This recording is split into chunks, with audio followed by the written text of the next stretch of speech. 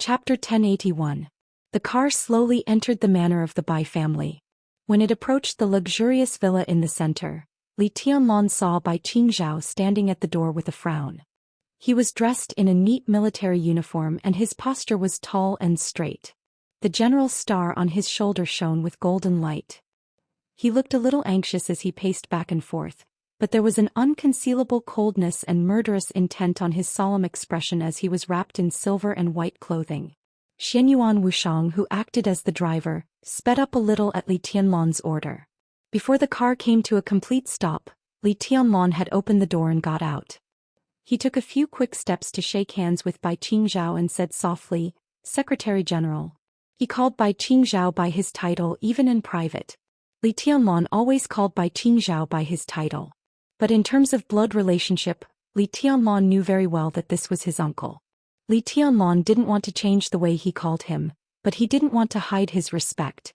From the bottom of his heart, Li Tianlong really had no hatred or obstacles for his biological parents and their families. He did suffer a lot when he was a child, but today he had received enough returns. He left the Li family for Huating at the age of 19. It had been nearly 6 years since then. He had seen the attitudes of the Dongqing clan and the Bai family. He had also seen what Dongqing Wudi and Bai Qingqian had done. Hatred? Resentment? Li Tianlong really didn't care about it. What was a family? It was a proposition so huge that it was difficult for anyone to explain it in detail. Different times, different situations, and different decisions would have different interpretations. Li Tianlong hadn't been in the Dongqing clan for more than 20 years. In the eyes of Dongqing Wudi, this was the family's debt to Li Tianlong. They were trying their best to make up for it. Li Tianlong often wanted to tell them that it was enough, that it was really enough, but they obviously didn't have the concept of enough or not enough. Li Tianlong could be made up for, but how could Bai Qingqian and Dongqing Wudi, who had been respectful to each other for 20 years, almost become enemies? Born in a wealthy family from the beginning of their birth, they were born with not only glory but also the responsibility to maintain this glory. Li Tianlong might have had too many things, even many of which the Dongqing clan didn't have. He stood high enough and was calm enough so he could look at these problems more rationally. He always didn't want to call them parents just because he was unfamiliar with this title after so many years, and it had nothing to do with anything else. "He's here." Bai Qingzhao tried his best to show a gentle smile. "Go in, everyone is waiting for you." Li Tianlong knew very well who they were. Qin Fangqing's death was so sudden that it caused the tense atmosphere before the election to completely explode. At this time, inside the manor of the Bai family, 2 directors and 2 parliamentarians of Zhou state, whom Li Tianlong was most familiar with, were gathered. Later, when those key members of the giant group who did not work in Yuzhou got the news, this place would become more lively. This was the moment when a slight change in one hair could affect the whole body. What kind of attitude should they use to face the sensation caused by Qin Fangqing's death? This was something that every group was currently studying. Li Tianlong nodded and entered the villa under the guidance of Bai Qingzhao. Xianyuan Wuxiang, who didn't treat himself as an outsider, also followed them. Bai Qingzhao, who thought he was a driver, looked at him in surprise, but he didn't say anything. The 3 of them entered the study. The spacious and comfortable study was almost covered with clouds and mist. When Li Tianlong walked in, the 2 directors Dongqing Wudi and Zhou Xian, and the 2 parliamentarians Bai Zhanfang and Wu Jingmin, were sitting on the sofa with a cigarette in their hands. The smoke was lingering, mixed with the incense that Bai Zhanfang had lit. The smell in the study was pungent, but there was a touch of the comfort of incense. Bai Zhanfang directly lit a cigarette and joined the ranks of smokers. He also handed one to Li Tianlong and Xianyuan Wuxiang. Li Tianlong took it and lit it. Xianyuan Wuxiang seemed to be a little curious about the smell of the cigarette. After thinking about it, he also lit it and took a puff. "It's going to catch fire," Li Tianlong said jokingly, turned on the ventilation system and casually greeted several leaders. Zhou Xian first, then Bai Zhanfang, then Wu Jingmin, and finally Dongqing Wudi.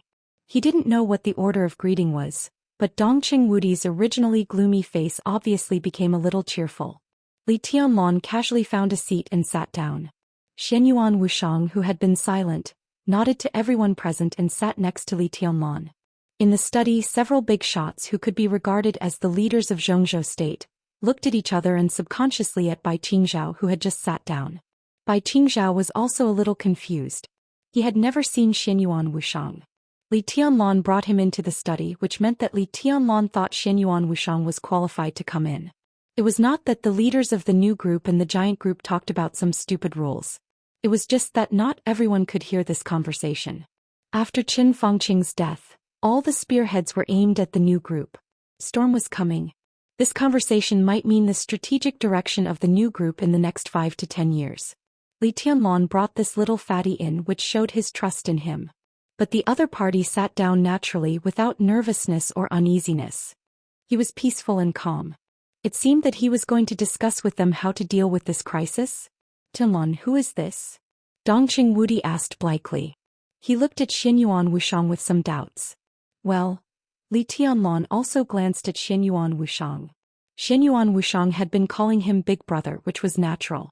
But Li Tianlan felt that Xianyuan Wuxiang was definitely older than him, even in terms of appearance. Li Tianlan shook his head slightly and introduced, "This is my younger brother." Dongqing Wudi looked confused and thought, "Where did you get your younger brother?" Li Tianlan's voice continued, "Xianyuan Wuxiang is a doctor." After a pause, Li Tianlan continued, "We can completely trust him. He is different from other doctors. In fact, he saved my life a day ago, and my breakthrough also has a lot to do with him. So I plan to take him to see Qin Fangqing's body. Maybe he will find some clues." Life-saving grace? They were all stunned at the same time. Dongqing Wudi fixed his eyes on Li Tianlan and said slowly, "What do you mean by saving your life? What happened in the final battle in Beihai?" It had been a day since the final battle in Beihai. From the beginning to the end, all of Li Tianlan's performance, Wang Xiaoyao, Li Guangtu, Jiang Shangyu, and even Wang Tianzong's sword energy had been sorted out and sent to all over the world. The high-level officials of Zhongzhou state had also received detailed reports. Li Tianlan was indeed threatened, but no one saw that Li Tianlan had experienced any crisis of death. Was it Wang Tianzong? Bai Zhanfeng suddenly asked. No. Li Tianlan shook his head. It was Jiang Shangyu and Li Guangtu. They launched a sneak attack after I left Mount Dibing. The situation was very dangerous at that time. If it weren't for Wuxiang, I would probably have died on the spot and couldn't even go back to Tianan. It was really dangerous, but this injury also helped me go further in martial arts and smoothly broke through. It was a blessing in disguise. Everyone came to their senses. Breakthrough. Li Tianlan broke through. This was a situation that all the forces in the world had not mastered in detail. Maybe some people would know that Li Tianlan had defeated Wang Xingxiao in Emperor Dong's palace, but no one could be sure that Li Tianlan had broken through. Such a breakthrough also meant invincible realm? Dongqing Wudi looked excited and expectant. The whole dark world knew that Li Tianlan's invincible realm was completely different from the regular invincible realm. Li Tianlan, who had not yet entered the invincible realm, could already fight against Jiang Shangyu and Li Guangtu together. How strong would Li Tianlan be after successfully entering the invincible realm? A 24-year-old invincible realm expert, which even meant that the next few decades would belong to Li Tianlan.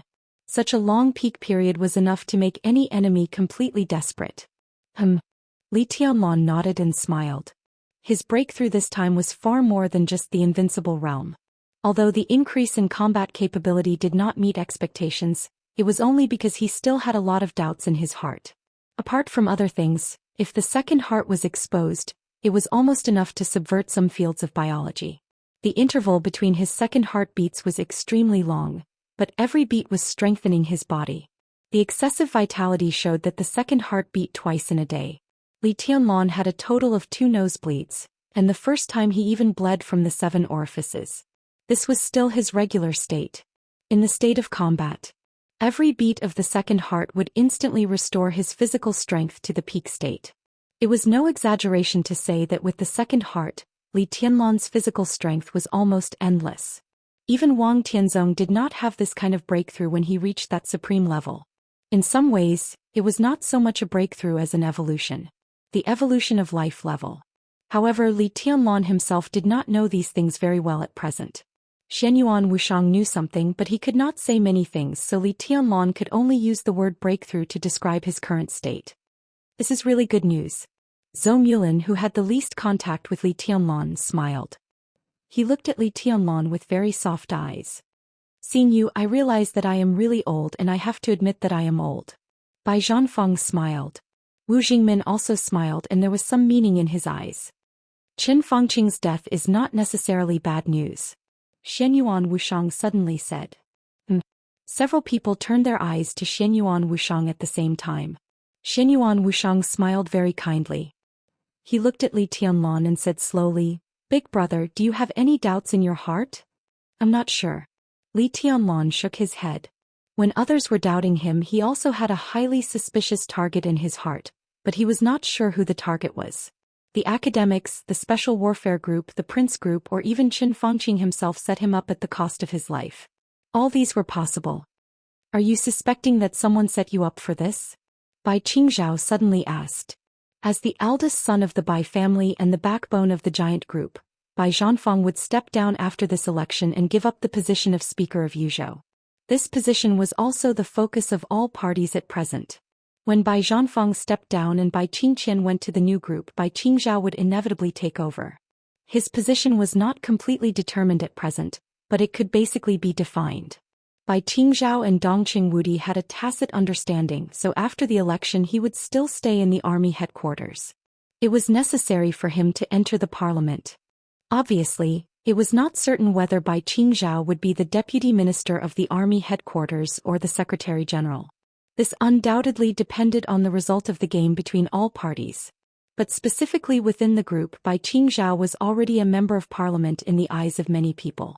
If not, Bai Qingzhao would not participate in this kind of discussion. "It's really possible, isn't it?" Li Tianlan said slowly. "I always feel that Qin Fangqing's death is too coincidental.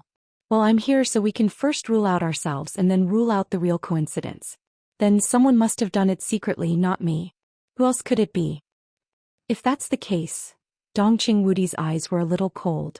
The other party is really ruthless. His plot must be big. "Is the position of the head of the cabinet enough?" Wu Jingmin suddenly asked with a smile. This sentence was tantamount to saying that it was the academics who played tricks in the dark. Killing Qin Fangqing and framing the new group made the new group suffer a major setback. It had to compromise on some key issues and support Hua Xingyang to take over. At present, this was undoubtedly the most critical issue. "President." Zhou Mulin recalled Li Huaqing and finally shook his head slightly. "He doesn't look like a person who can do this kind of thing. Neither does Hua Xingyang." Zhou Mulin could be said to be the most low-key of the directors in Zhongzhou State. Even Zhou Yunhai, who had the weakest sense of existence, was more high-profile than him. Since Dongqing Wudi became a director 5 years ago, Zhou Mulin basically lived an early retirement life except for speaking out on some major issues. Although the old man kept a low profile, he was very accurate in judging people all his life and almost never made a mistake. His words at this time obviously did not agree with Wu Jingmin's inference. "Guo Wentian?" Bai Zhanfang suddenly asked. "He has the motive to do it, but he may not have the strength." Dongqing Wudi shook his head. "I heard that Guo Wentian spent some time alone with Qin Fangqing yesterday. The prince group is in a bad situation now. Qin Fangqing's death is easier to unite them against the common enemy." Bai Qingzhao said thoughtfully. "What about Qin Fangqing himself?" Li Tianlan suddenly said. Dongqing Wudi was stunned. Everyone was stunned. "You mean suicide?" Dongqing Wudi asked in a low voice. The study fell into silence. Everyone was thinking about this possibility. Qin Fangqing is not a good person. Li Tianlan said blandly, "But if he is a responsible prime minister, no one can refute it. I will kill him, but it doesn't mean that I don't approve of some of his characters. He has indeed devoted his life to Zhongzhou State." "Huh." Li Tianlan suddenly sneered. "He always called me a national thief. When he was at the end of his rope and in a desperate situation, he used his own life as the last bargaining chip to curb the development of the new group when he was unable to struggle. Isn't that his character?" There was silence. After a long time, Bai Zhanfang sighed softly. "That guy, no." Wu Jingmin said with certainty. He looked at Li Tianlan with a complicated look in his eyes. Finally he smiled softly. "What you said makes sense. He is indeed devoted to Zhongzhou State, but it is also because of this that Qin Fangqing is the least likely to commit suicide. His death can indeed curb the development of the new group to some extent, but it is more likely to cause the greatest chaos. Tianlan, you can't expect Qin Fangqing to know nothing about your character. If he really committed suicide, then he must know that you will not be reconciled. He knows how much power you have now. Your unwillingness will plunge Xianxia state into great chaos, which is definitely not what Qin Fangqing wants to see. He looked into Li Tianlan's eyes and said softly, he admitted his failure, so he will wait for you to kill him. After everything is settled, he will choose to let himself die in your hands to keep Xianxia state stable. In his view, this is the last thing he will do for Xianxia state. Li Tianlan sat there and was silent for a long time. Where is Qin Fangqing's body? Xianyuan Wushang suddenly asked. In the Qin family. It was sent from the hidden Dragon Sea to the Qin family an hour ago. Xianxia state will release the official news in the evening at the latest. Let's go and have a look first. Xianyuan Wushang thought for a while and said slowly. When he spoke, his tone was very confident. Perhaps apart from him, only Li Tianlan knew how difficult it was to kill Qin Fangqing. Excluding the possibility of coincidence, there were not many people who could do this. As far as Xianyuan Wushang knew, only Li Tianlan and Xing Tian, who were in the neutral camp, could do this. But they could not do it. If it was not them, then there were only two directions. Either it was the order, or the shadow. Jiang Shangyu, Lin Shi. There were only two possibilities. And with their strength, if they did something, Xianyuan Wushang could not have missed it. Lin Shi must have known this. Therefore Xianyuan Wushang had locked his suspicion on Jiang Shangyu. Because only Jiang Shangyu did not know the existence of him and Lin Shi. Only under such circumstances could Jiang Shangyu think that his move was flawless. As long as we really confirm the cause of Qin Fangqing's death and find out the inside story, then we can find out the person behind the scenes. For the new group, this is not a bad thing. Xianyuan Wushang smiled and his voice became calmer. Li Tianlan suddenly glanced at him and said thoughtfully, do you already have a suspect? Yes, but I'm not sure. Xianyuan Wushang said, I can tell you a piece of news. Before the decisive battle in Beihai, Jiang Shangyu and President Li Huaqing had a very secret communication. The specific content is unknown. Chapter 1082. Li Huaqing. Jiang Shangyu. Either of these two people was enough to attract the absolute attention of everyone present. When the two names were combined, the deterrence produced was definitely not as simple as 1 + 1 = 2. If the academics cooperated with Jiang Shangyu, the chemical reaction would be extremely amazing. Similarly, Li Tianlan was also very clear that such a possibility existed, and the probability was not low. At this moment he suddenly remembered the conversation he had with Zhuang Huayang, the headmaster, when he first entered the Sky Academy. A 10-year plan. At that time, Li Tianlan, who was far from amazing, was solemnly invited by Zhuang Huayang to join the academics in order to use 10 years to let Li Tianlan grow up and make up for some structural defects of the academics. The academics' shortcomings were not only that it had a short time to rise and did not establish close ties with some retired but influential old people. They also had a huge lack of voice in the dark world and the special warfare system. In this respect, it was indispensable within any group. What did the special warfare system in the dark world mean? To be precise, it meant a special power outside the rules. A high degree of freedom, even the power to act first and report later, and the characteristic of not being bound by ordinary laws. In any group, such a power could play a role that could not be ignored. The foundation of the academics in this respect was almost zero. Therefore, they always seemed to be very passive when playing with other groups. That was because they abided by the rules, and even if they wanted to break the rules, they had no bargaining chips to do so. The special warfare system was the order in the shadow of Xianxia state. From the perspective of Xianxia state, the darkness itself was a kind of order. Nearly 6 years ago, Li Tianlan, who was only the heir of the Li family at that time, attracted the personal attention of Li Huaqing.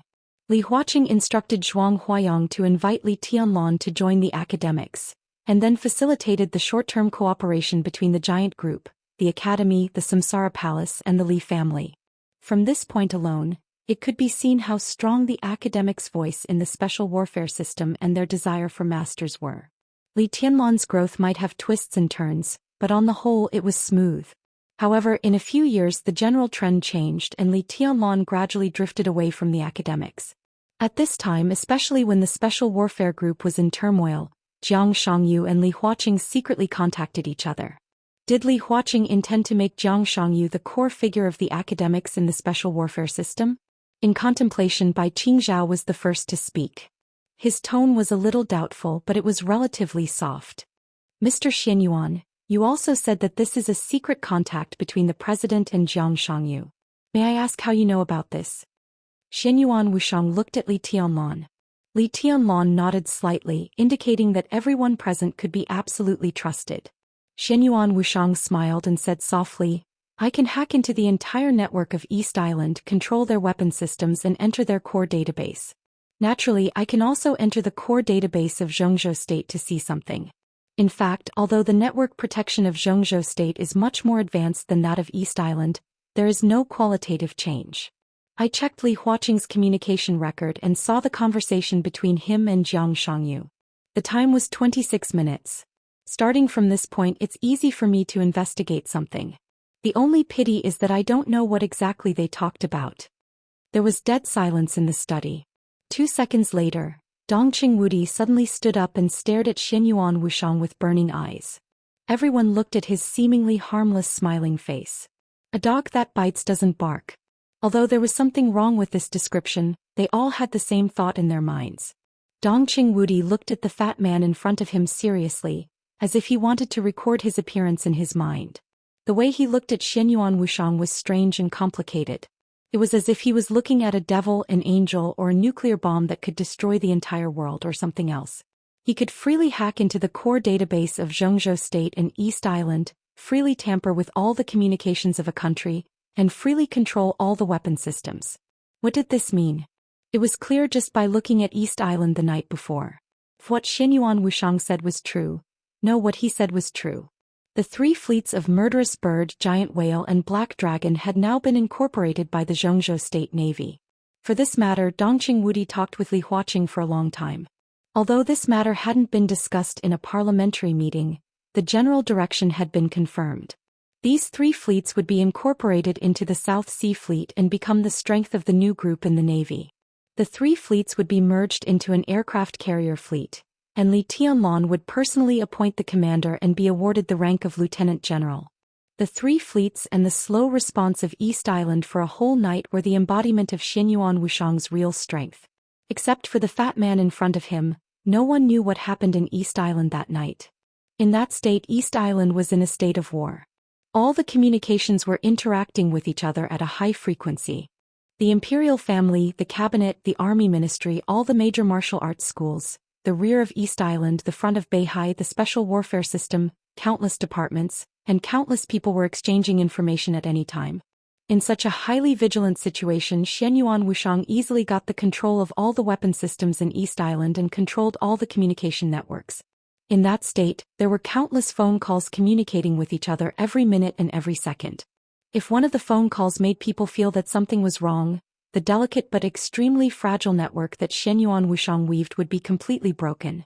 But under such circumstances, Xianyuan Wuxiang didn't have any accident, and everyone was completely fooled by the false communication. For East Island, this was a dream. In the dream, Xianyuan Wuxiang was an angel. When he woke up from the dream, Xianyuan Wuxiang directly turned into a devil. This kind of person, this kind of ability should be respected and valued at the highest level in any country. When everyone was confused about East Island's behavior last night, the culprit showed up right beside them. It was him. He actually did it.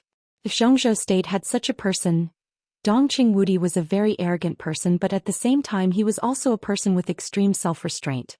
But when he saw Xianyuan Wuxiang and thought of East Island last night, even with his self-restraint, a logical idea directly popped up in his mind. With Xianyuan Wuxiang, Zhou State could completely unify the whole world. What a ridiculous statement.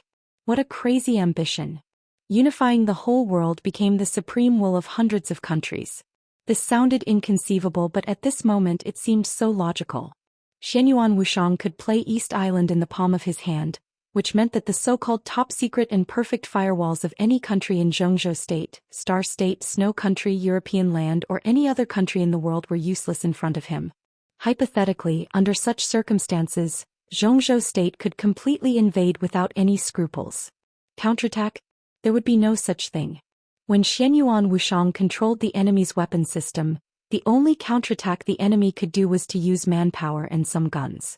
This level of control could even make all the high-tech weapons of the enemy turn around to attack their own country. To unify the whole world, Zhongzhou state would not even sacrifice the life of a soldier. It was so crazy, so absurd. Whether Zhongzhou state had such an idea or not, Dongqing Wudi was a soldier. A soldier's duty was not only to protect the country, but also to expand the territory. At this moment, Xianyuan Wushang in front of him was undoubtedly a treasure, which made him extremely surprised and terrified. Such an ability could indeed unify the whole world. But if there was really such a so-called unification, then did all this have anything to do with Zhongzhou state? Rather than saying that Zhongzhou state unified the world, it was better to say that Xianyuan Wushang unified the world alone. Such an ability was so obvious that it had nothing to do with Emperor Dong's palace. That kind of unscrupulous invasion was almost everywhere and impossible to guard against. In everyone's eyes, such a Xianyuan Wushang was both a devil and a god. Dongqing Wudi just looked at Xianyuan Wushang. There was a strong surprise in his eyes, and there was also undisguised cold killing intent. No matter how strong Li Tianlan was, he was only one person after all. He might be able to fight against the whole world and hundreds of thousands of troops, but he was still one person. What he could guarantee was absolute domination in the dark world. Even if Li Tianlan was 100 times stronger, he could not destroy the whole world in an instant. Everyone would be afraid of him and would be afraid of him. The world could accommodate Li Tianlan. Xianyuan Wushang was different. Completely different. He had the ability to rule the world at will and destroy the world at will. Li Tianlan at least needed to draw his sword to kill. And he was just a simple invasion. He invaded Zhongzhou state, Snow Country, Star State, and any other country. With a bang, the world would be destroyed. What was this? What the hell was this? Such a person should not exist. His existence would be absolutely hostile and feared by everyone. If such a person's ability was exposed, the whole world would kill him at all costs. Including Zhongzhou state. His existence made everyone feel that their life and death and future were all controlled by him. But in the face of that terrifying possibility, even Li Tianlan was a non-entity. Tianlan, can this person be trusted? Dongqing Wudi slowly turned his head to look at Li Tianlan, his eyes extremely solemn. Tianlan, kill him. Bai Zhanfeng was silent for a long time before he slowly said. His tone was firm and tough. Kill. Wu Jingmin expressed his attitude without hesitation. No matter what, he has to die. Kill him. Zhou Mulan also said. Boundless killing intent completely surrounded Xianyuan Wushang. Xianyuan Wushang shrugged helplessly. He doesn't have this ability now. Li Tianlan shook his head and said the most important information. After a pause, he said again, and he can be trusted. No one spoke. Li Tianlan frowned. Perhaps because he was facing his own people, he did not hide his dissatisfaction. I said he is my brother. Still silence. After a long time, Dongqing Wudi let out a long breath. His eyes were a little complicated. How did you do it? It's a prop. Xianyuan Wushang smiled and said, or you can understand it as me using that prop to temporarily replace the network system of East Island and invade their core database. That prop instantly simulated and analyzed the information of every person recorded in East Island from countless files, and instantly simulated countless personalities. This kind of ability is really scary. In fact, it wasn't just the top officials of East Island who were affected that night. There were a total of 40 million calls in East Island that night, including phone calls, videos, emails, and texts. All of these were intercepted by the special intelligences simulated by that prop. But that prop's ability also reached its limit, so after the battle in Beihai, that prop was also destroyed. What he said was half true and half false. For example, that prop. If he hadn't appeared in front of Li Tianlan with virtual travel and taken Li Tianlan to do another virtual travel, Xianyuan Wushang's glasses wouldn't have been destroyed. That pair of glasses could have allowed Xianyuan Wushang to travel in every corner and scrupulously and invade every secret location at will. Simulating tens of millions of intelligences in an instant was nothing for that pair of glasses. It was nothing. But the truth was that the glasses were indeed destroyed, and Xianyuan Wushang really didn't have the ability that made everyone so afraid. Prop? The giants in the study looked at each other for a while. Where did that so-called prop come from? Wu Jingmin asked in a deep voice. Xianyuan Wushang didn't mind their aggressive attitude and said slowly, it originally belonged to my sister. Later she gave it to me. For me it's the most precious thing. Where's your sister? Zhou Mulan looked serious. Xianyuan Wushang was silent for a while, then said sadly, "She's dead." Dongqing Wudi looked at Xianyuan Wushang seriously. His intuition told him that Xianyuan Wushang wasn't lying.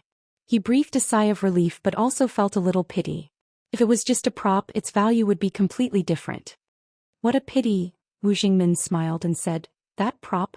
If it could still be used, it would be enough to be the most important strategic weapon of the country. Even if it could only be used once, it would be a great deterrent. This kind of weapon makes everything developed by other countries meaningless. The more advanced the weapons they develop, the more advanced they create for themselves. Such a value can be said to be far greater than a murderous weapon."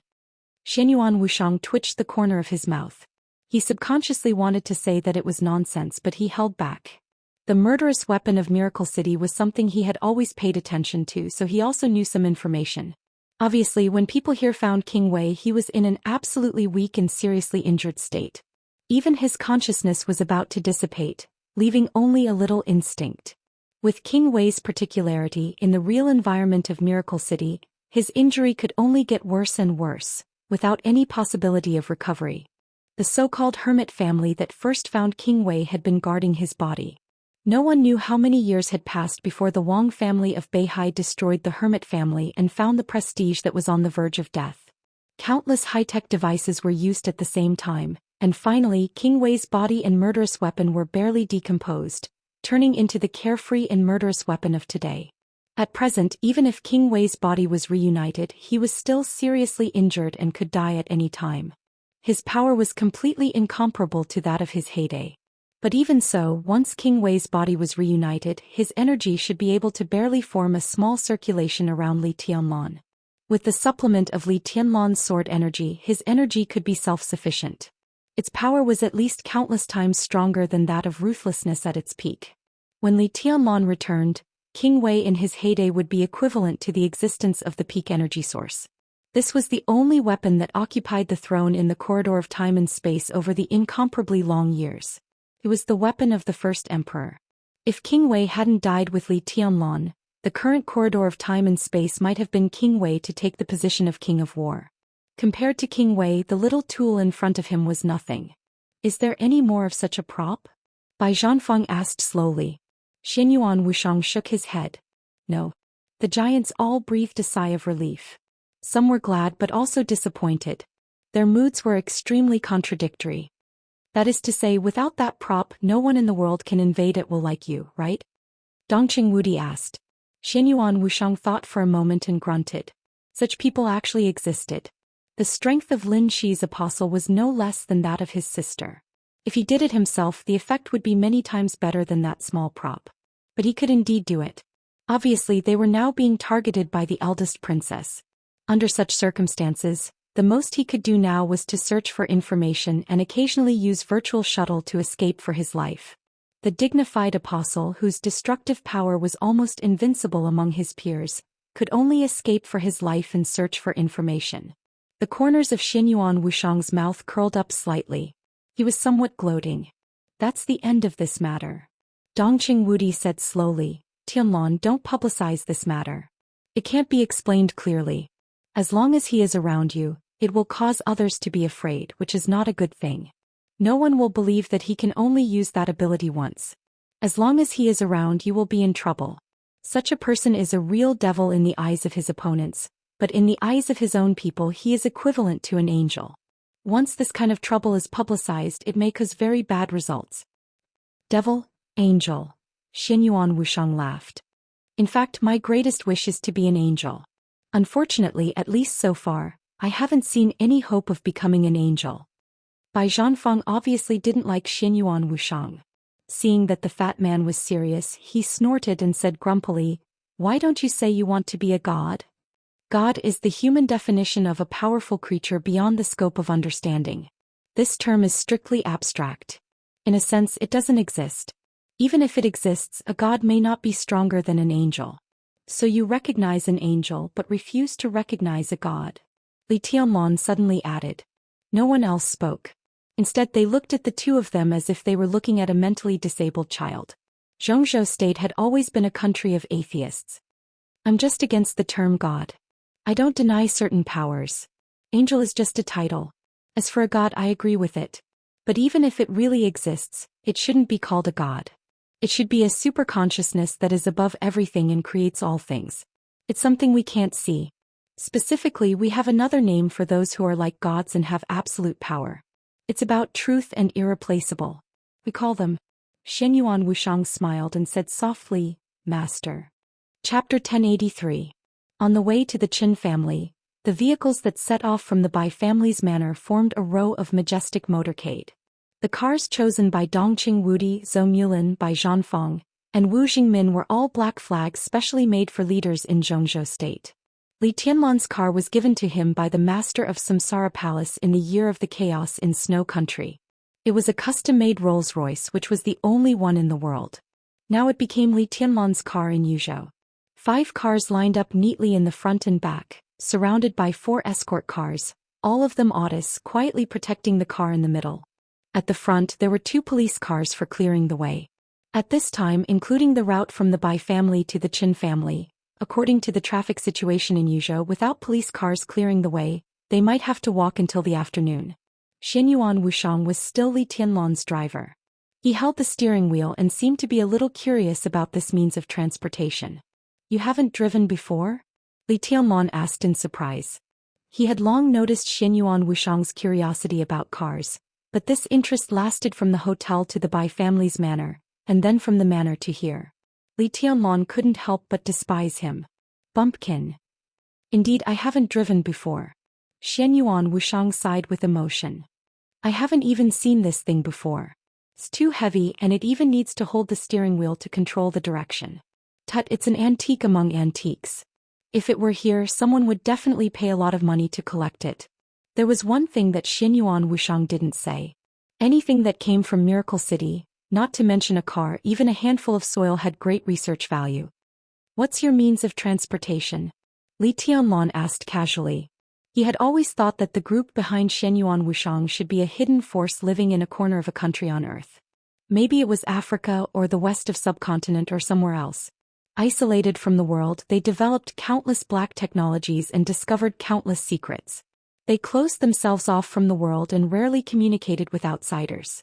But looking at it now, it didn't seem to be the case at all. No matter how little he interacted with outsiders, he should have seen a car before. Even if he hadn't, he should have seen a similar tractor. Xianyuan Wuxiang's curiosity about this luxurious vehicle wasn't because he was looking at something advanced. His gaze was more like he was admiring an ancient antique, just like how a modern person would look at a chariot from the Qin dynasty. He was full of interest, but it was just an interest in collecting. Li Tianlan's expression was somewhat stiff. He could understand this interest, so naturally he could also understand the other meaning behind this interest. Even in modern times, not everyone liked antiques. Xianyuan Wuxiang had this kind of interest, so he liked this Rolls-Royce very much. It was like a normal person facing a bronze chariot with thousands of years of history. The only thought in their mind was, what the F***ck is this rubbish? It's a pile of scrap metal. So backward. So, were they the bumpkins in Xianyuan Wuxiang's eyes? We can use virtual shuttle to temporarily turn ourselves into data. In the later stage of the development of the quantum network, it is extremely compatible without any lag. The data stream that can be accommodated is beyond everyone's imagination. If we turn ourselves into data, we can go anywhere regardless of distance. Why do we need to use a car? Xianyuan Wuxiang said with a smile. Li Tianlan was a little dissatisfied and didn't believe it. Is something like virtual shuttle as common as bicycles in your world? This kind of technology is high-end anyway. Even if it's ordinary, the so-called quantum network should be your main communication channel, right? Just like the current internet, it turns people into data. If the data is turned into data by a super hacker, can he take advantage of the opportunity of turning himself into data to invade the inside of your quantum network? Don't you have any precautions for such a shuttle? It's not that exaggerated. Xianyuan Wuxiang smiled. But we do have precautions. Even in our world, virtual shuttle is a very high-end technology. But for me and the people around me, we can use it at any time. As for most people, Xianyuan Wuxiang thought for a moment and said, they don't use cars either. His eyes suddenly lit up. Big brother, I remember a few movies here. There's a guy who claims to be comparable to God with a mortal body. His equipment, to a certain extent, is close to our normal means of transportation. If you like, I can get a set of advanced cutting-edge armor, but it's a little troublesome and takes some time. Li Tianlan thought for a moment, not sure which movie Xianyuan Wushang was talking about. After a while he found one that barely matched. You mean the Revenge Alliance? Oh. Xianyuan Wushang was a little confused. Man. What's the difference? Isn't it just a role? Li Tianlan said grumpily, but his eyes were a little dazed. He had seen the whole series of movies and most of the derivatives mentioned by Xianyuan Wushang, but he had watched them with the company of another woman he hadn't heard from for a long time. Wang Yuetong was a die-hard fan of this series of movies. Li Tianlan glanced at them, but the two of them were not very interested in the rich man in iron armor who could fly in the sky and travel underground. Li Tianlan didn't have any special feelings for anyone, but Wang Yuetong admired the captain very much. Li Tianlan thought for a moment and asked, "Your means of transportation is iron armor? We call it a single mecha." Xianyuan Wushang smiled. It has nothing to do with steel. It's a strong interaction material. It can be used as a single person's means of transportation, and it can also be used to arm a small elite army for battle. Well, this kind of thing, I don't think I can carry it. He thought about it seriously and confirmed his idea again. Only a few super-large elite legions would be able to mass-produce individual mechas made of materials with strong interaction forces, making them look like normal equipment. However, even in the space-time corridor, this material was a strategic large-scale military resource. It was a strategic material that could be used for many purposes. All of them were made of protons and neutrons that were completely locked together by strong interaction forces. The surface was absolutely smooth, the temperature was at absolute zero, and it would reflect all electromagnetic waves. Its surface was indestructible, and it had an absolutely strong bearing capacity that far surpassed nanotechnology. This material was not only used to make individual mechas, but it was also one of the main materials used to seal the stars. And the so-called sealing a star from the perspective of the people on Earth was the so-called Celestial Giant Structure Project. To put it simply, it was the Dyson sphere in the concept of the people here. According to Xianyuan Wushang's understanding of Miracle City, there was currently nothing in any country in the world that could cause the slightest damage to such a mecha. Of course, this so-called nothing didn't include the complete King Wei. If such a mecha was the military version of the time corridor, it was usually equipped with a warp speed engine, image memory system, super thinking system, all-around armed control system, energy conversion resonance system, force field control system, infrasound weapon system, dark matter cannon, and the conventional version of the Star Destroyer cannon. This also meant that such a mecha didn't even need to be operated in the internal space. In the state of superthinking, just the mecha itself could carry out long-distance superluminal cruising and fixed-point teleportation. With the current level of development on Earth, even if Earth developed for 1,000 years, it would still be impossible to face such a mecha alone. Such a mecha could easily penetrate the entire Earth in its absolute speed, as simple as a bullet piercing through a piece of tofu. And any of the weapons equipped on the mecha itself could directly destroy the surface of the entire Earth in just a few dozen seconds. Such a mecha, whether in the time corridor, the God of War's realm, or the human emperor's palace, had a unified name. The code name was Calamity. With Xianyuan Wushang's identity as the 9th prince and a member of the Pinnacle Palace in the time corridor, there was no problem at all for him to get a Calamity mecha. But the point was that if this thing didn't go through special treatment, it would be like a locator in Miracle City, attracting countless malicious eyes. He drove the car, his eyes flashing for a while, but he didn't say anything. Li Tianlan looked at him expressionlessly. "So, when you said you would get me a set just now, you were just making fun of me?" "No, I didn't." Xianyuan Wushang smiled.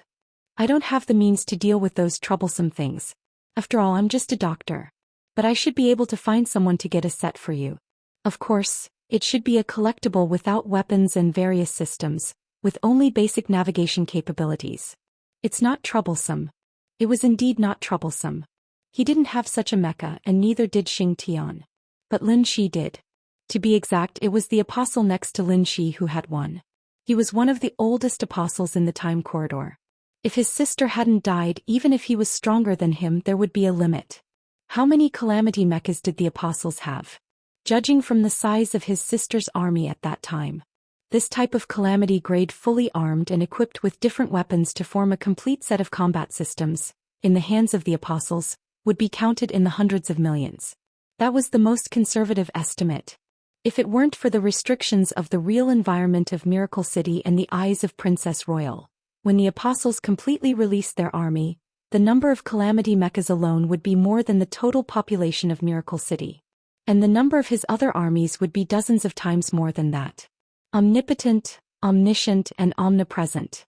As the pinnacle of the Order camp, this was the position that the human clan was currently at the limit of this path. It crushed everything at the same level with the highest lethality and destruction. This was the Apostle of Destruction. It's not bad to get a set to play with. Li Tianlan nodded and said. He wasn't very interested in the mecha himself. It only had basic navigation ability, which meant that it couldn't even be compared to the state in the movies, not to mention the complete state of the mecha.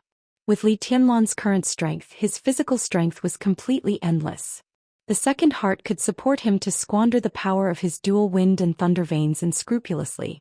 If Li Tianlan rushed from Yuzhou to Tianan Xianyuan City at full speed, even without Ruthless, it would take him no more than 3 hours on foot. During this time, Li Tianlan even had time to smoke a few cigarettes. This was not Li Tianlan's limit in the future. But it was already the limit of martial arts in the entire Dark World. But if he gave this mecha to Qin Weibai, she would probably like it very much. I'll get it for you after a while, big brother. Xianyuan Wuxiang laughed. Li Tianlan nodded carelessly. He had been thinking about the problem that Xianyuan Wuxiang had just mentioned. Their group didn't recognize God. Their disapproval was not a denial of the existence of God. They were just a simple denial of the word. They denied it. They believed that angels stood side by side with the so-called God. As for the power that the gods represented in their minds, they referred to it as Lord. This was a very profound title. Li Tianlan thought of the Bible. This word often appeared in the Bible. There was a Bible in his bedroom. Qin Weibai was an extremely devout believer. She occasionally prayed, but she didn't go to church.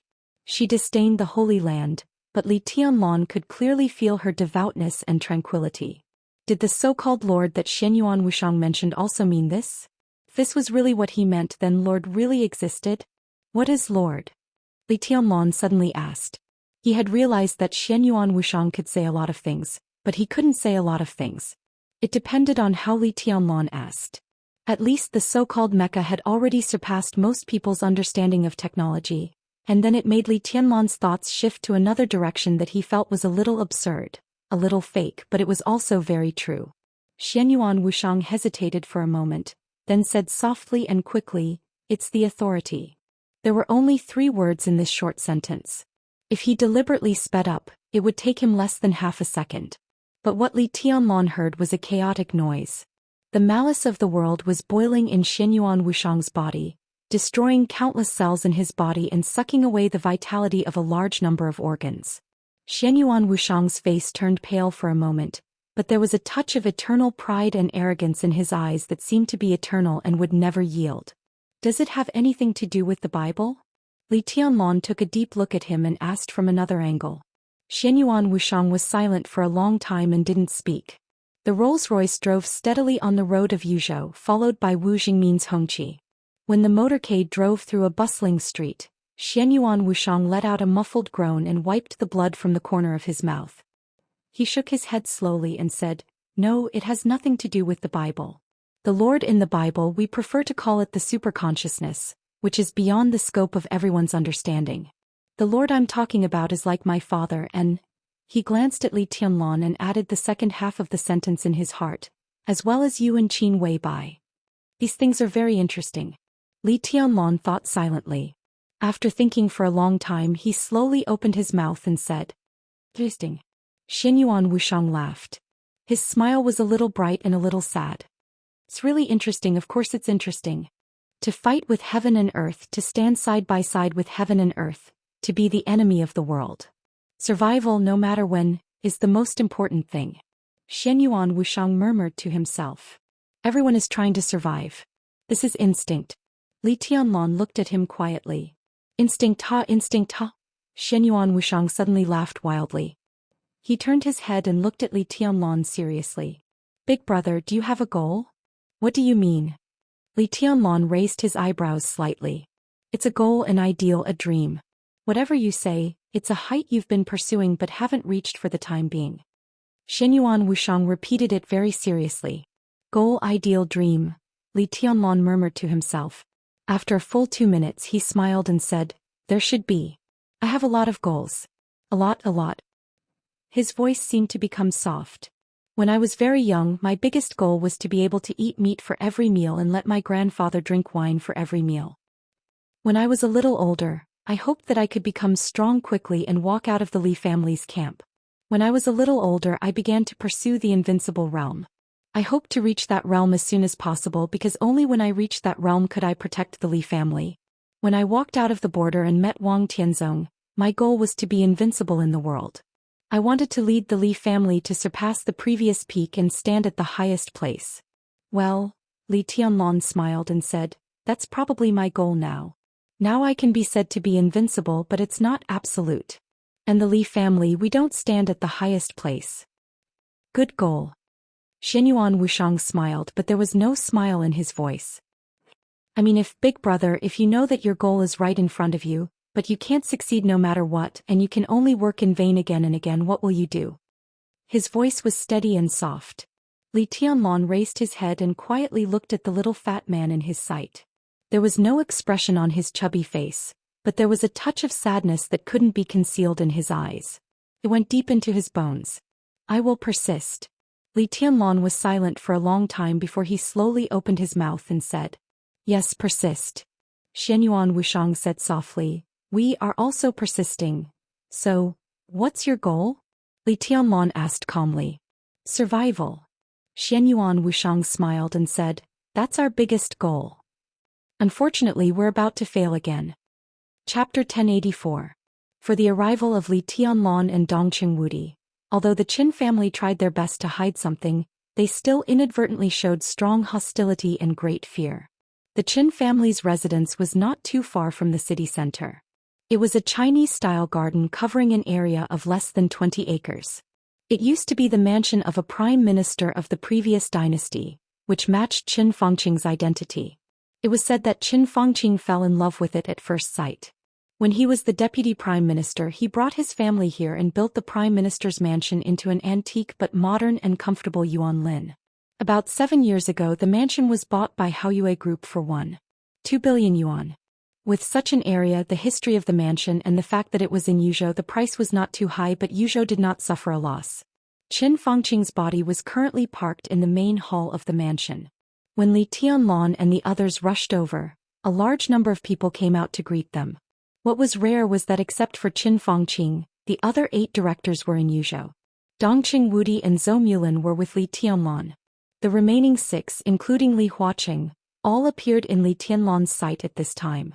But the one walking in the center was not Li Huaqing. It was a middle-aged man in his early 40s. He looked a little like Qin Fangqing. He was slightly fat and wore a pair of glasses.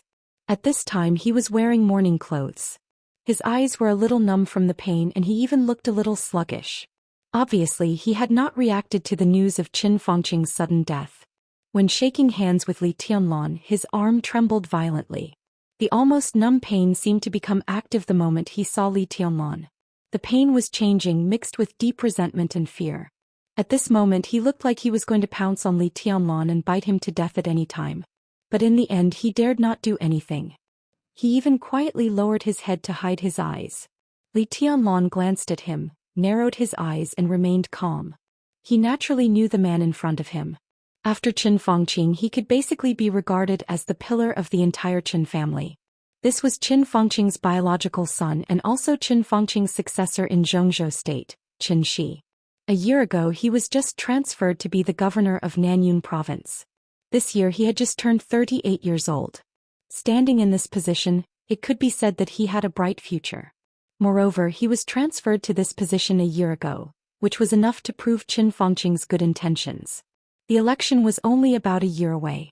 After the election, whether Qin Fangqing retires or not, the major groups will adjust their existing personnel. Some people will be promoted, some people will be demoted, some people will leave and some people will stay. Before and after the election, it has always been a time of turbulence. Qin Shi was placed in the position of president a year ago. After the election, just after the red line of 2 years, the prince group can completely let Xianxia take a step forward, leave Nanyun and become the speaker of a province. What was Xianxia's position in the prince group? Judging from his age and position, it was obvious at a glance. Nowadays, Zhou Xian, who was the focus of attention in the new group and was even considered to be very likely to become the president in 10 or 20 years, was 38 years old this year and served as the speaker of Xianxia province. In the southeast group, Wang Jingxin, who was almost as famous as Zhou Xian, was 36 years old this year and served as the governor of Jianghuai province. Xianxia was 38 years old this year and served as the speaker of Nanyun province. If everything went well, then after the election, as soon as Qin Fangqing came down, or even before Qin Fangqing retired, Xianxia's position would change again.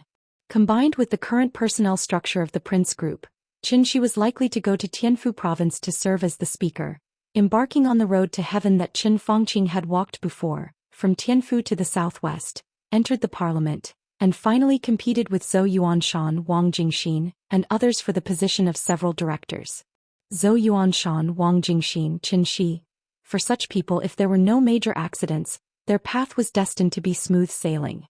Perhaps there would be challenges, perhaps there would be setbacks, there would be ups and downs, but in the end they would all reach a dazzling position.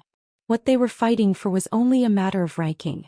But now, the big accident really happened. If Qin Fangqing didn't die, even if he retired early, it wouldn't be a big problem. The Qin family might suffer heavy losses, Qin Fangqing's reputation might be ruined, but the prince group would certainly protect Xianxia. His current position and qualifications were perfect. That was the perfection that the prince group had spent countless resources to pave. He was one of the core successors of the large group, and now he had reached the position of the provincial speaker, which meant that the internal management of the group couldn't give up on him, nor would they allow him to stumble, because the group didn't have enough time and resources to cultivate other successors. So as long as Qin Fangqing was still there, even if he didn't have any position, Xianxia would be able to stabilize his position.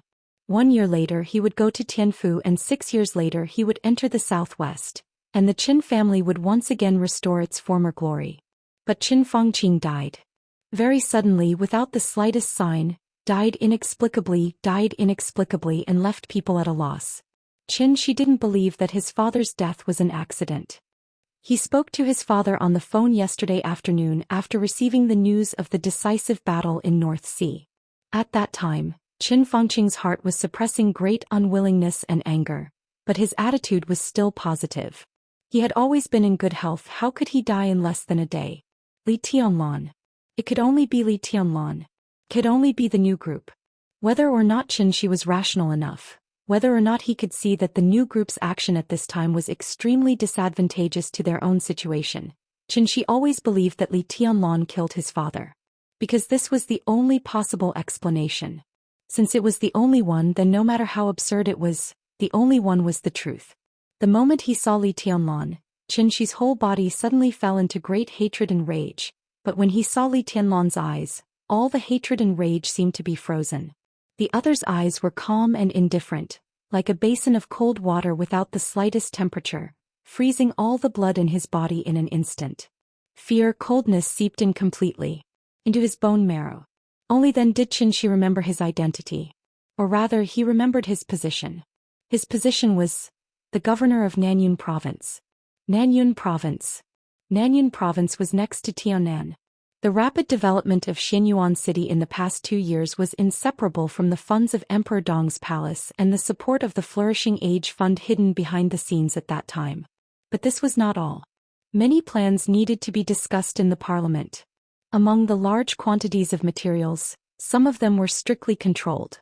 It was not that the Flourishing Age Fund and Emperor Dong's palace could not provide these things, but if they wanted to build a city with the plan of building a province first, they needed all kinds of materials, and they had to rely on the support of Zhongzhou state. All the materials had to pass through Nanyun province. And the materials for Xianyuan city were also prepared by Nanyun province first. For more than 2 years, the Prince group and the academics kept chasing the Southeast group and the Giant group, and at the same time, they constantly put pressure on Emperor Dong's palace and the Wang family of Beihai. As the son of Qin Fangqing, Xianxia sat in the unique position of Nanyun province. It was completely imaginable what his attitude towards Emperor Dong's palace and what he had done. At least Xianxia had secretly heard some rumors. More than one high-level official of Emperor Dong's palace had expressed their attitude that they would kill him sooner or later. At the very least, Xianxia was on the blacklist of Emperor Dong's palace. If Qin Fangqing had not died, he would have become the master of Heaven's palace 1 year later. Naturally, he would not be afraid of this. But now Qin Fangqing suddenly died. At this moment, Xianxia finally realized that his position as the successor of the group had been greatly shaken. There were two paths in front of him. One was negative and the other was positive. The negative response was naturally to do nothing, expect the counterattack of the group, expect Emperor Dong's palace to fall apart, or expect Li Tianlan to let the Qin family go under pressure. Strictly speaking, Li Tianlan did not have any hatred towards the prince group. The outcome of the game was at most a matter of gratitude and resentment but not hatred. If he lost the game this time, he would naturally have a chance to get it back next time. All his killing intent was concentrated on Qin Fangqing. Today's plunder and suppression of the prince group, strictly speaking, had little to do with Li Tianlan's personal will, but the basic demand of the rise of the new group. This demand, in the analysis of many people, could overwhelm everything. Qin Fangqing's death undoubtedly put great pressure on Li Tianlan. Perhaps under pressure for the sake of the new group, he might not do anything to the Qin family. In this way, through the most difficult period, Xianxia thought that he could rely on his father's death to regain his footing. On this path, the only thing he could expect was that Li Tianlan would let the Qin family go because of the excessive pressure. The positive path was the complete opposite. That was to use the news of his father's death to exert his influence to the extreme and run around. Now the prince group was like a powder keg that would explode at the slightest touch. Everyone had a fire in their hearts that they had nowhere to vent. If he came forward, he was 90% sure that he could completely unite the majority of the forces of the prince group in the shortest time. This force might not be led by him, but it was definitely aimed at Li Tianlan. This was also the situation that the academics hoped to see. Once he did this, the academics would respond to his actions as soon as possible. At that time, the Special Warfare Group and the Southeast Group might join in. They would target Dongqing Wudi, Li Tianlan, and the group behind them and make them make all kinds of compromises. It was easy to succeed on this path. And the so-called success was just to make Li Tianlan compromise. Xianxia was not sure how far he could make Li Tianlan compromise and not target the Qin family. And once he did so, as the source of all things, the Qin family would inevitably incur stronger hatred from the whole Emperor Dong's palace. This also meant that on this path he would directly stand at the forefront, on the opposite side of the young Emperor Dong, and directly challenge his majesty. Yes, it was majesty. Xianxia felt that it was not too much to use this word to describe Li Tianlan. In the eyes of many, he was the heavenly son. In the eyes of certain people, he was a child. In the eyes of Qin Weibai, he was her husband. In the eyes of the people of Emperor Dong's palace, he was his majesty. But in the eyes of all the enemies of Li Tianlan today, the current Li Tianlan was invincible.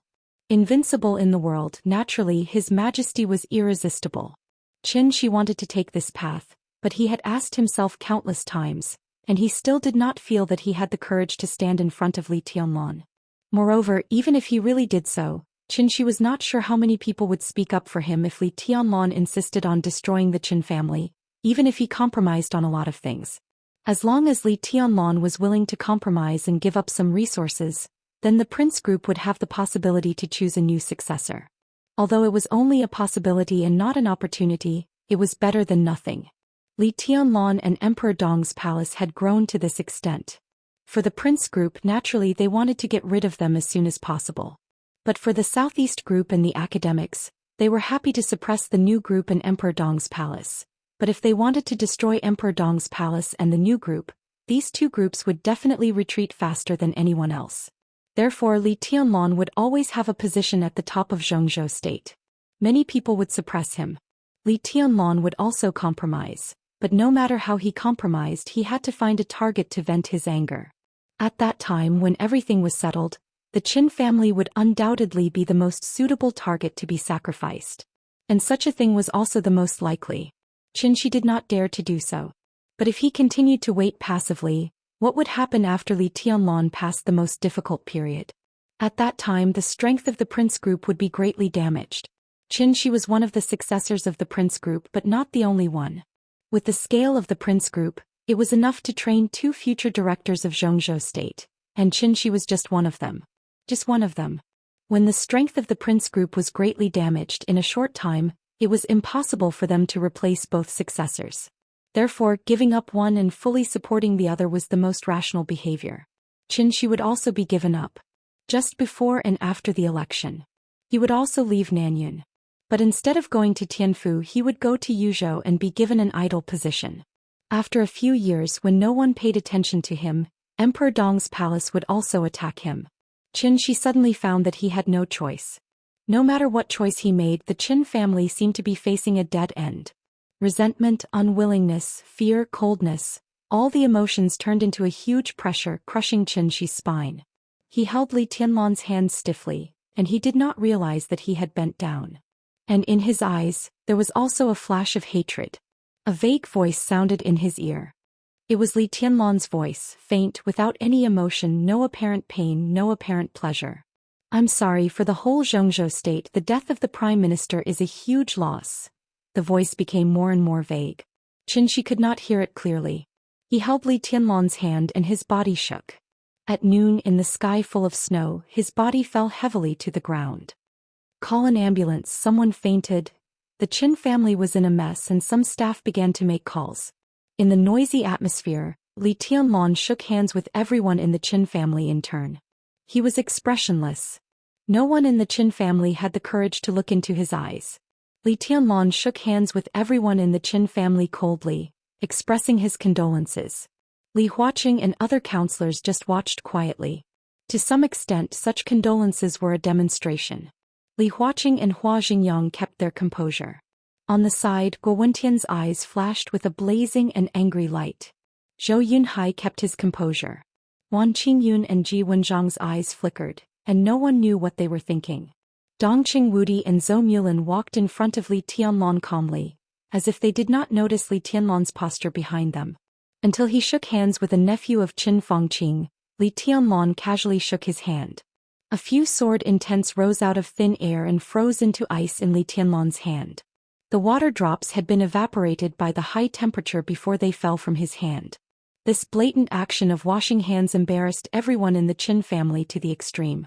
All the counselors were watching this scene and no one spoke. They all knew what Li Tianlan's action meant. This was tantamount to telling them a problem. The Qin family's business was not over. Was this an expression of determination? Li Huaqing sighed in his heart, looked at Li Tianlan who walked in front of him and reached out to shake hands with him. It's too sudden, Li Tianlan said. Yes, no one was prepared. The Prime Minister has always been very healthy. I just checked the data records of the healthcare doctor for the past 6 months. The Prime Minister's blood pressure has only been slightly high in recent months. Who knows? Li Huaqing shook his head and his eyes were a little complicated. Is this an accident? Li Tianlan looked into Li Huaqing's eyes and asked. Li Huaqing paused slightly and did not speak. This question was too direct. If he said it was not an accident, that meant that he thought Qin Fangqing's death was a murder. If he said it was an accident, that meant that in his attitude this matter had nothing to do with Li Tianlan.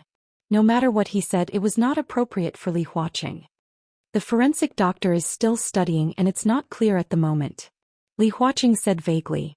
Li Tianlan nodded. Where is the Prime Minister's body? I also brought a doctor, maybe he can draw some conclusions. Oh. Li Huaqing glanced at Li Tianlan with some playfulness.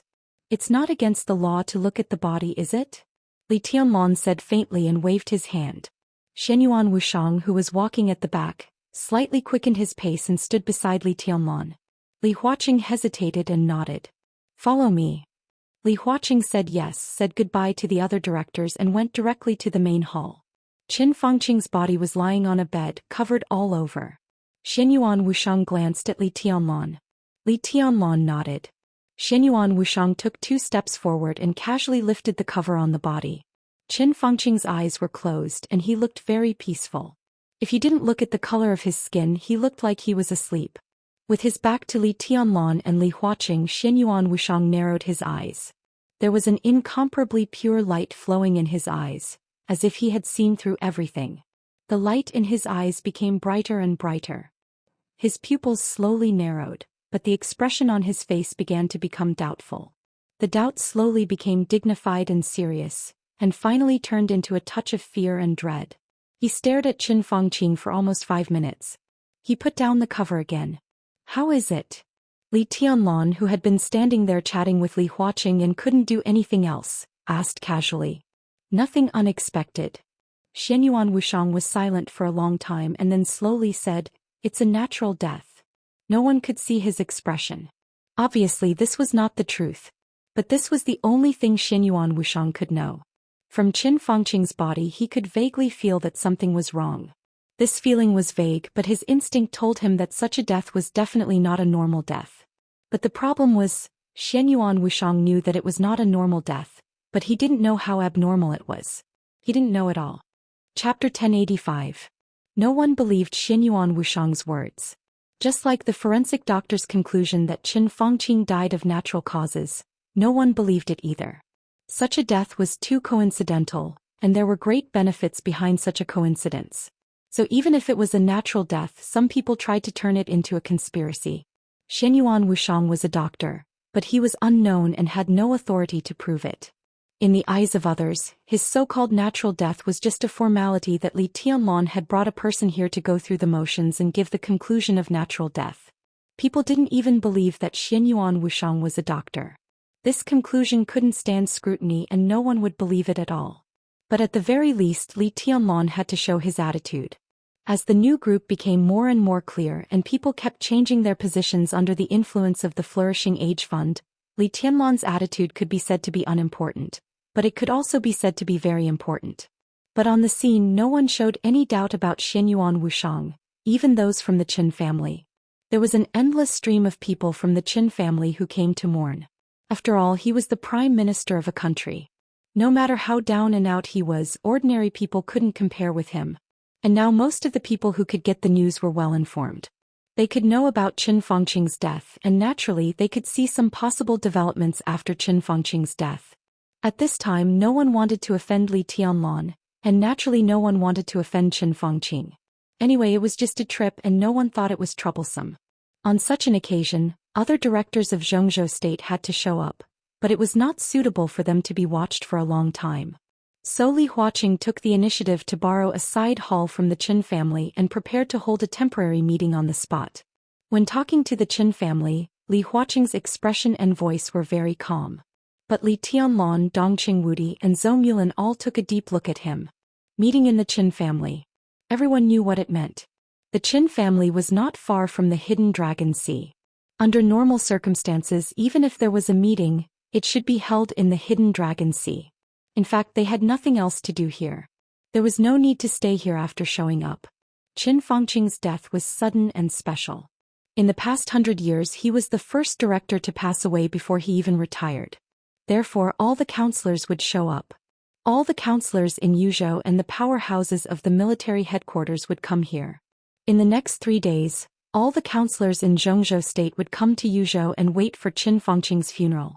If Qin Fangqing had already retired, the directors would also come before the official funeral. However, they would not appear at the same time. In fact, not all of them would appear. They would ask the secretary to help maintain the order at the scene. They would only attend the funeral ceremony for Qin Fangqing's remains. So, strictly speaking, after the appearance all the directors had nothing to do. It was enough to leave 2 secretaries to assist the Qin family. They could come again during the funeral ceremony 3 days later. But now Li Huaqing requested to have a meeting at the Qin family. Was it because the meeting was so urgent that they couldn't even make it from here to the Hidden Dragon Sea, which was less than 20 kilometers away? That was obviously not the case. This was gaining the upper hand by a show of strength. The high-level meeting held in the Qin family had a rich meaning, and the most direct meaning was Li Huaqing's dissatisfaction with Li Tianlan. Holding the meeting here not only put great pressure on Li Tianlan and the giant group, but also showed his attitude to other groups. Li Tianlan was expressionless and didn't say anything from beginning to end. The Qin family specially arranged a relatively quiet room in the backyard for Qin Fangqing. The room was not very big, so it seemed extremely crowded after the high-level people walked in. There were still a lot of people present today. Not only the 9 counselors but also the 3 deputy prime ministers of the cabinet, 2 national advisors, Speaker of Yuzhou Bai Zhanfeng, for deputy ministers of the military headquarters, by Xianxia, the deputy secretary general, and the councillors of the Ministry of Personnel. The Ministry of Personnel, the Coalition Ministry, and other departments were all present. Li Huaqing sat in the main seat and silently looked at everyone present. Li Tianlong sat opposite Li Huaqing with a blank face. He didn't say a word and his mind was wandering. I just met the Prime Minister yesterday. Li Huaqing was silent for about 5 minutes before he slowly said, "We talked until late. Last night he was still discussing the development of Zhongzhou state with me. Who could have thought that today?" There was an extremely sincere regret and sigh in his tone. No one knew what he really thought. Guo Wentian took out a cigarette and lit it. He said slowly, "We've been communicating a lot recently. The Prime Minister has been under a lot of pressure recently and often suffers from insomnia. His headache is an old problem and he's talked to the doctor about it, but the doctor didn't have a good solution. He just prescribed some painkillers and told him to rest well." Guo Wentian laughed at himself and said, "Pay attention to rest. As far as I know, the Prime Minister's work and rest have been extremely chaotic in recent years, and a lot of things have happened recently. How can he have any rest?" There was silence. The Prime Minister has always been very concerned about the affairs of the cabinet. The Prime Minister's vision has always been very long-term. He pays attention to the future of the cabinet. At the same time, he often reflects on the past of the cabinet, combines the past with the present, summarizes the experience and explores the future road. A few days ago, the Prime Minister mentioned to me that the future of the cabinet still needs new ideas, a new atmosphere, and 100 schools of thought contend. Many years ago, we vigorously supported agriculture and later we vigorously supported industry. These correct measures have established our position in the world today. In recent years, our eyes have been locked on finance and energy. For other fields, there has been a certain neglect, so we have also missed some opportunities. So the Prime Minister feels that after the election, we should promote some talents from various aspects and enrich the breadth of thinking of the cabinet. He said that no field of the country should be abandoned. A cabinet member suddenly said in a calm and unhurried tone. Li Tianlong raised his eyelids and glanced at him but still did not speak. The speaker was He Jingnan, a cabinet member who had been very low-key in recent years. The so-called cabinet member was theoretically at the same level as the deputy prime minister, but in fact he had great influence but did not compete for the position of deputy prime minister. Strong people had real power in their hands and they also had their own fields. But most of the time they cooperated with the work of the cabinet. In other words, they cooperated with the work of the real master of the cabinet. A few years ago, He Jingnan had been in a state of semi-retirement. After this election he was bound to retire. No one thought that in this matter he would rush out after Guo Wentian to be the vanguard. He Jingnan felt Li Tianlong's gaze and nodded to him, smiling politely and respectfully. He was the backbone of the Prince Group, but he could not be regarded as one of the core members. However, Qin Fangqing died suddenly. In today's Yuzhou he was already a relatively important figure that Guo Wentian could pull out, and Guo Wentian also gave him an offer that he could not refuse. Originally, He Jingnan did not intend to express his position in this matter. The fields he was in charge of overlapped with Wu Jingmin's in many places. In other words, he worked with Wu Jingmin in the cabinet. After Wu Jingmin entered the cabinet, he quickly straightened out the relationship. After experiencing the means of this old fox who had carried the flag for the Li family for more than 20 years, He Jingnan chose to give in. Although he was still in office, he did not have much time to show up in the cabinet. In theory, the situation and rise and fall of the major groups in Zhongzhou state had little to do with him. But his son was now in a critical period. His son was now the mayor of East Mountain Province's Kojima City. Kojima was a vice-governor level city, but the mayor of Kojima was a vice-governor level city. Although it couldn't be said to be low in status, it wasn't too high either. Guo Wentian almost hit his soft spot as soon as he opened his mouth. If this operation was successful, after the election his son would be transferred to the capital city of Tianfu province to serve as a member of the council and the speaker of the capital city. In this position, if everything went well, it was very likely that he would become the governor of Tianfu province in a single step after 5 years. That was the real core member of the Prince Group. At his age, his son had little chance to become a director, and the Prince Group did not have such resources. But starting from the position of the governor of Tianfu province, As long as he was not too unlucky, his son could basically reach his current height. Whether he became a member of parliament or a member of the cabinet, he could ensure the continued glory of the family. Therefore Xianxia did not hesitate. He just thought for a few seconds and then promised Guo Wentian that he would fight for him at the meeting. What he said through Qin Fengqing's mouth was very implicit, but everyone was very clear about what he meant. Promote talents from various aspects and perspectives. This sentence was the key of the key. The so-called various aspects and perspectives could be understood as focusing on officials with different talents. But there was no shortage of such different types of officials in the major groups. Even the weakest North group had a lot of them. So this sentence was equivalent to saying that the cabinet after the election was a piece of cake placed in front of the major groups, and everyone had a chance to share a piece. In other words, the next cabinet would no longer be a group with a relative advantage. Instead, every group could make their own voices heard in different positions. This had an absolute conflict of fundamental interests with the future planning of the new group. Wu Jingmin became the second minister. Bai Qingqian became the deputy minister. The goal of the new group was clear and clear. It put its two leaders in the cabinet and even sacrificed a lot of possible local interests for this. The first step of the rise of the new group was to win the right to speak in the cabinet. Now Xianxia wanted to let the cabinet compete. All the people of the group entered the cabinet, which also meant that the position of the new group in the cabinet would be greatly reduced, and its right to speak would also be greatly weakened. The strategy of the new group would completely fail.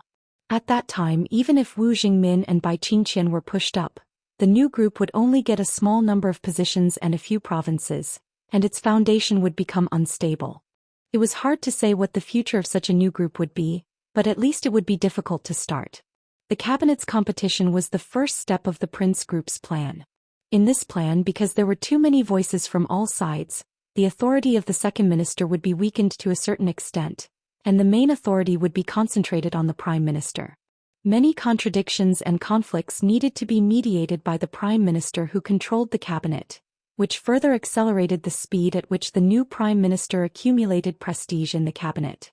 The second step of the plan was taken over by the academics.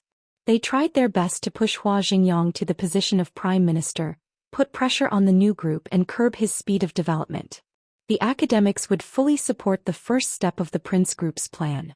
The Prince Group would fully support the second step of the academics' plan.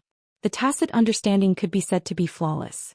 In order to win more support, the prospect of the cabinet's competition was explained in advance, which was to rope in other groups. The cabinet was the core of the country. Each department under the cabinet meant great power, especially the departments of finance, development, security, commerce, agriculture, and industry. Not to mention the position of minister, even the deputy or even the head of some important departments and bureaus, would be fought over. When these positions were held in the hands of the major groups, they would also become some stable promotion ladder, and they were the kind with great value. Such positions, no matter how many there were, no one would complain. Since Xianxia had said this on behalf of the Prince Group, it was equivalent to a promise from the Prince Group and the academics. Such a promise couldn't be stingy. After all, the major groups had their own dealings and it wasn't a one-time deal. If their reputation was ruined this time, even if it was beneficial in the short term, it wouldn't be worth it in the long term. Therefore, in order to get the leadership of the cabinet, the Prince Group and the academics really planned to divide a considerable part of the cabinet's power. While roping in other groups, they suppressed the new group's plan to conquer the cabinet. Could be said to be killing two birds with one stone. Personally, I think the Prime Minister's words make sense. Xianxia looked at Li Tianlan and immediately shifted his gaze. He wasn't too afraid of Li Tianlan. Li Tianlan did bring a lot of pressure to people, but no matter how arrogant Li Tianlan was, he wouldn't go so far as to kill his entire family just because of a few words. Everyone present knew this very well. Therefore, he continued to speak, expressing his attitude. It's simply a penetrating insight. I also hope to see a cabinet with diverse thinking. The death of the Prime Minister is a huge loss to Zhongzhou State, but we should unswervingly follow his path. Time will prove that he and we are both right. That is to say, I'm wrong? Li Tianlan suddenly asked. His eyes fell on Xianxia, his eyes bright and unblinking. In fact, no one mentioned anything about him, but Li Tianlan just took it personally. No one thought he was stupid. He just sat there quietly, but as he spoke, Everyone could clearly feel a kind of incomparably cold and stiff pressure. He Jingnan moved his mouth and was about to speak. Li Tianlong suddenly said, "Have you really seen the Prime Minister recently?" He Jingnan was dumbfounded. Everyone's eyes shifted to him. At this juncture He Jingnan could not take half a step back no matter what. He braced himself and nodded, saying naturally, "Of course. Of course." "I don't believe it," Li Tianlong said lightly. "I don't believe the Prime Minister would say this to a dispensable cabinet member like you. It's not essential." This was an understatement, but in He Jingnan's ears, it had the effect of killing people. He Jingnan's face suddenly turned red. But before he could explode in anger, Li Tianlong had already continued, "I will send someone to investigate this matter. Your specific whereabouts these days will soon be investigated. Here today you can say whatever you want, even in the name of the Prime Minister. But today everyone is sitting here. If you haven't seen the Prime Minister, it is tantamount to deceiving the entire Zhongzhou state. At that time, even if Zhongzhou state does not touch you, I will make you pay the price." He Jingnan's body stiffened. His snow-white beard trembled and his face was a little pale. "Your Majesty is really domineering," Hua Xingyang suddenly said with sarcasm. Li Tianlong glanced at him.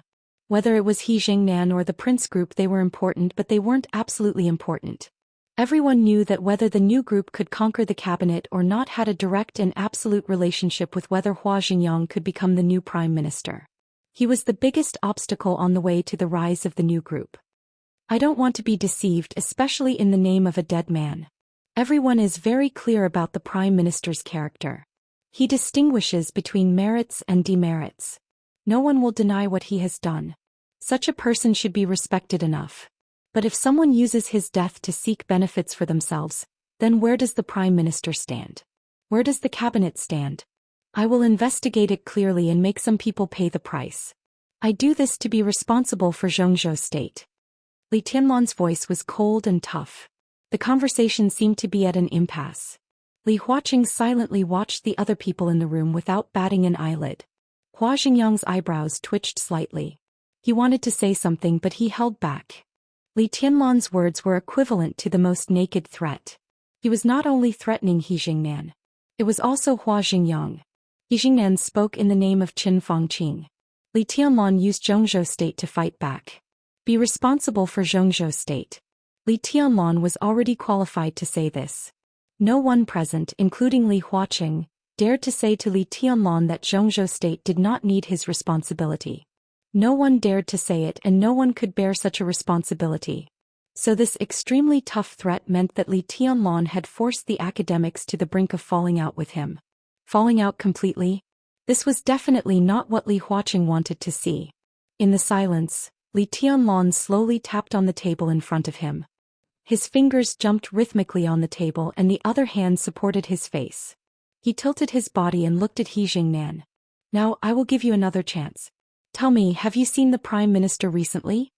He Jingnan's body trembled obviously. He wanted to speak, but he lost all his courage for a moment.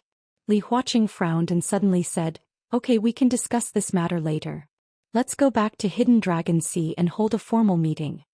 He paused and said calmly, "Huayang, you stay and see if there is anything else the Qin family needs." The Prime Minister left suddenly. "You have to temporarily take charge of the work of the cabinet so that he can leave at ease." Temporarily arrest him? Was this temporarily really temporary, or? Li Tianlong raised his eyebrows and showed a sneer. "Li Huaqing, did you want to set the tone directly?" Ji Wenzhang and Wan Qingyun also raised their heads at the same time, looked at each other and wanted to speak. But Li Tianlong had already beaten them to it. "I'm different." He didn't finish his words either. It was because at the instant he spoke, cries of grief suddenly sounded from within the Qin clan. Wails of despair and misery filled the air. Such a sound was very common in the news of Qin Fangqing's death. However, the voice that had suddenly appeared seemed to have been magnified thousands of times in an instant. Li Tianlong was stunned. The next moment, the door of the temporary meeting room was suddenly pushed open. Li Huaqing's secretary Ma Si rushed in a panic. Behind Ma Si, the secretary of Hua Xingyang and Wu Jingmin also rushed in. "President, everyone." Ma Si's breathing was a little short and his face was extremely ugly. When he spoke, he subconsciously looked at Li Tianlan with a touch of fear in his eyes, avoiding eye contact. Li Tianlan's heart sank for no reason. Ma Si's voice was like an icy wind, blowing quickly through the meeting room and into everyone's heart. Just 2 minutes ago in the ambulance, Ma Si said in a dry voice, Governor Xianxia passed away, the cause of death, cerebral hemorrhage. There was a dead silence. Li Tianlan's body stiffened in place. His face became completely livid. Chapter 1086. The crowd hurried, and the huge mansion of the Qin family was completely shrouded in a desperate and tragic atmosphere. The male relatives of the Qin family could barely support their bodies to receive the guests, but the women had completely lost their souls. There was no more sorrow, no more crying. Everyone sat in the morning hall in a daze, like puppets placed in the morning hall. A brand new morning hall belonging to Xianxia was quickly set up. The number of people who came to the Qin family increased in less than 2 hours after Xianxia's death.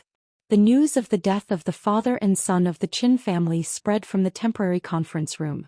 The resolution had been formed, the documents were sent to various places, and the major media software pushed the news at the same time. At this time, almost all of Zhou state had known that the prime minister and Xianxia died on the same day. Li Tianlan was still the biggest suspect. Qin Fangqing's death shocked people and Li Tianlan's madness. But Xianxia's death made almost everyone angry. It was too much. Everyone felt the same way. Li Tianlan was challenging the most basic bottom line that the whole Zhou state had formed for hundreds of years. Killing the prime minister, killing the governor. If he could get through this safely, who would he not dare to kill in the future? Status was meaningless, position was meaningless, power was meaningless, and everyone in the whole Zhou state would be shrouded in the shadow of Emperor Dong's palace. Would such a Zhou state still be Zhou state? Not anymore. The answer was yes. Not anymore. Such a Zhou state was a cage. Perhaps no one would sympathize with Qin Fangqing and Xianxia, but when they got the news, countless people started to unite and began to resist Li Tianlan. Power and the privileged class were unpopular in the eyes of most people, but they must exist. This was the most stable part of the order. Such stability was magnified to some extent, and became one of the sources of social stability. When the so-called privilege and power were killed by people who ignored the rules, regardless of the impact, such people became lunatics in the eyes of everyone. A lunatic who must die. The news of the death of the father and son of the Qin family was like a thunder, arousing endless killing intent and hostility. The most obvious and the first thing to show was the number of people who came to the Qin family to offer their condolences. The deputy speaker of Yuzhou province arrived first. Nobody thought too much about the deputy speaker who had the background of special warfare group. Closely after that, the deputy mayor of Yuzhou province, the director of the development committee and the deputy minister of the Ministry of Personnel arrived. Everybody sensed something unusual. The patriarchs of the rich and powerful families brought their core members to pay a visit. Some of these patriarchs were close to the prince group, some to the north group and some to the giant group. But all of them came. They remained silent, expressing their support for the Qin family in silence. The meeting in the temporary conference room continued. Li Huaqing, who had originally planned to move the venue, once again chose to continue the meeting after hearing the news of Xianxia's death.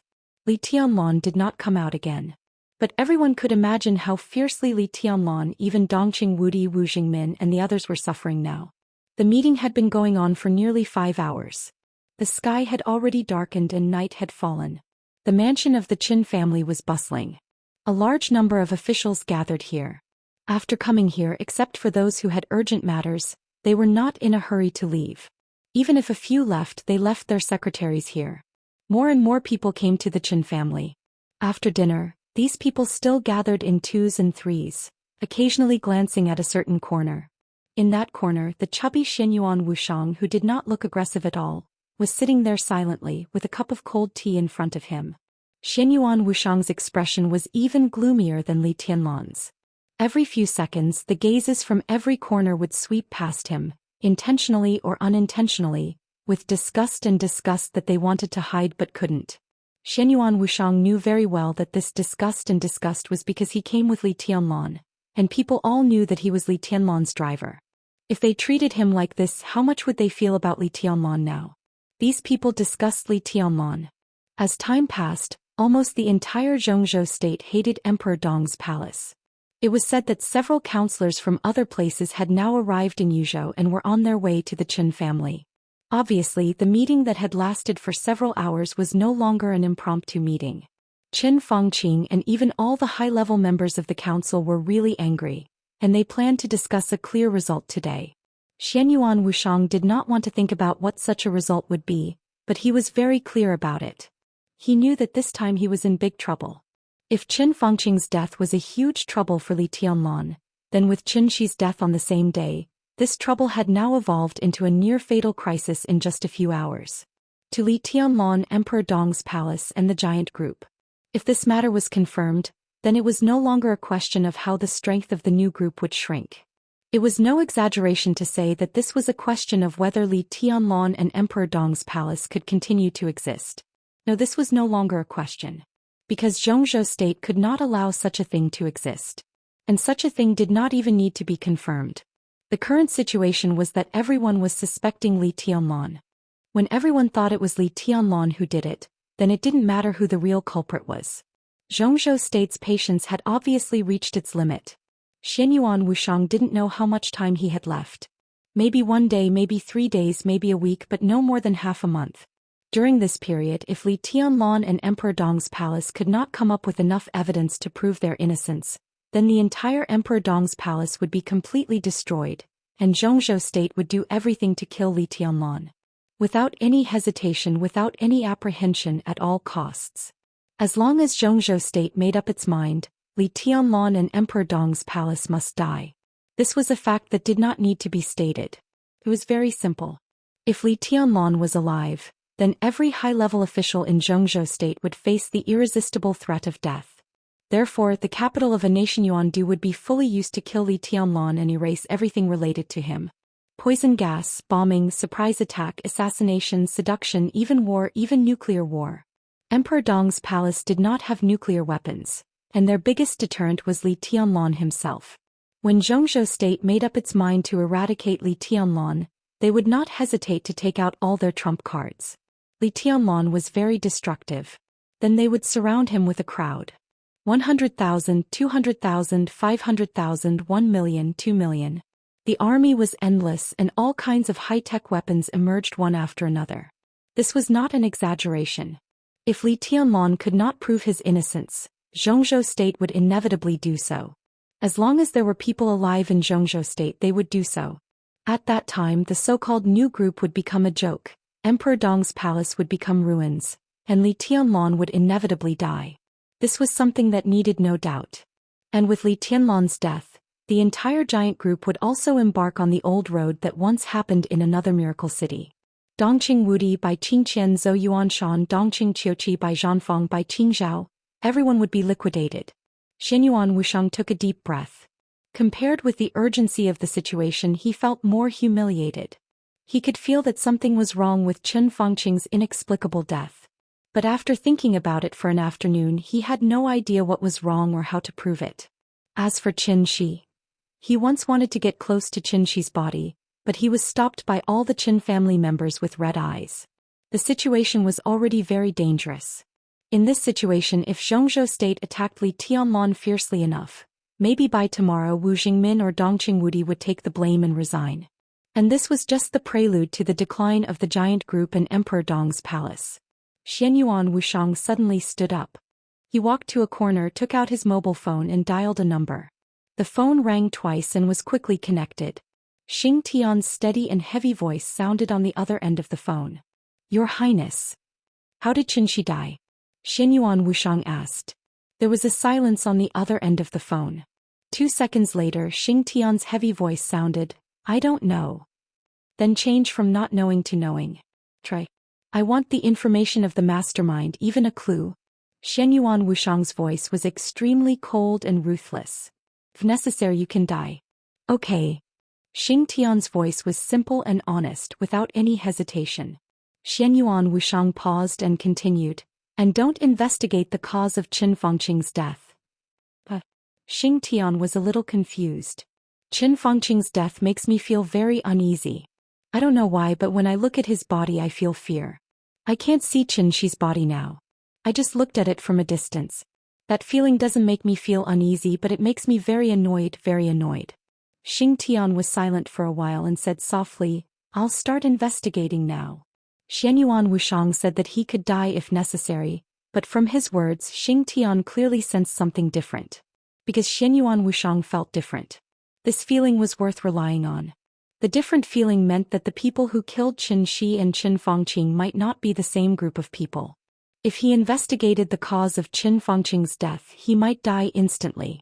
But investigating Qin Shi might not be the case. Xing Tian silently hung up the phone. The wind and snow were still blowing outside the window of Yuzhou. It had been snowing for a day and the whole of Yuzhou was covered in a cold, silvery white. Xing Tian stood in front of the window for a while, then slowly turned around and sat on the sofa. His huge body seemed to have become absolutely quiet the moment he sat down. Breathing, heartbeat, everything became inaudible. Xing Tian reached out and grabbed something in the air. The air twisted in his hand and finally turned into an incorporeal brush in his palm. He grabbed again with his other hand. The air seemed to have been pulled down by him, making a crisp sound. It sounded like he was tearing off a piece of paper with a slight force. The air with some irregular edges was casually placed on the table. Xing Tian held the incorporeal brush and stared at the incorporeal paper on the table. He was a calligrapher. In this field he had the ability to see some things clearly. For example, the cause of Qin Shi's death. Xing Tian slowly put the brush down and slowly drew a line on the incorporeal paper. The incorporeal tip of the brush swept across the incorporeal paper, leaving a light red line. Xing Tian thought for a while and wrote 2 words on the paper. 6 years. Before he finished writing the 2 words, the incorporeal red line disappeared. Xing Tian was stunned. He knew that the starting point he was looking for was Li Tianlan, but Li Tianlan couldn't be the starting point. He drew another line and wrote down 2.5 years. The light red line appeared steadily on the paper. The tip of the brush began to tremble. Xing Tian wrote a line. Qi Mulin died.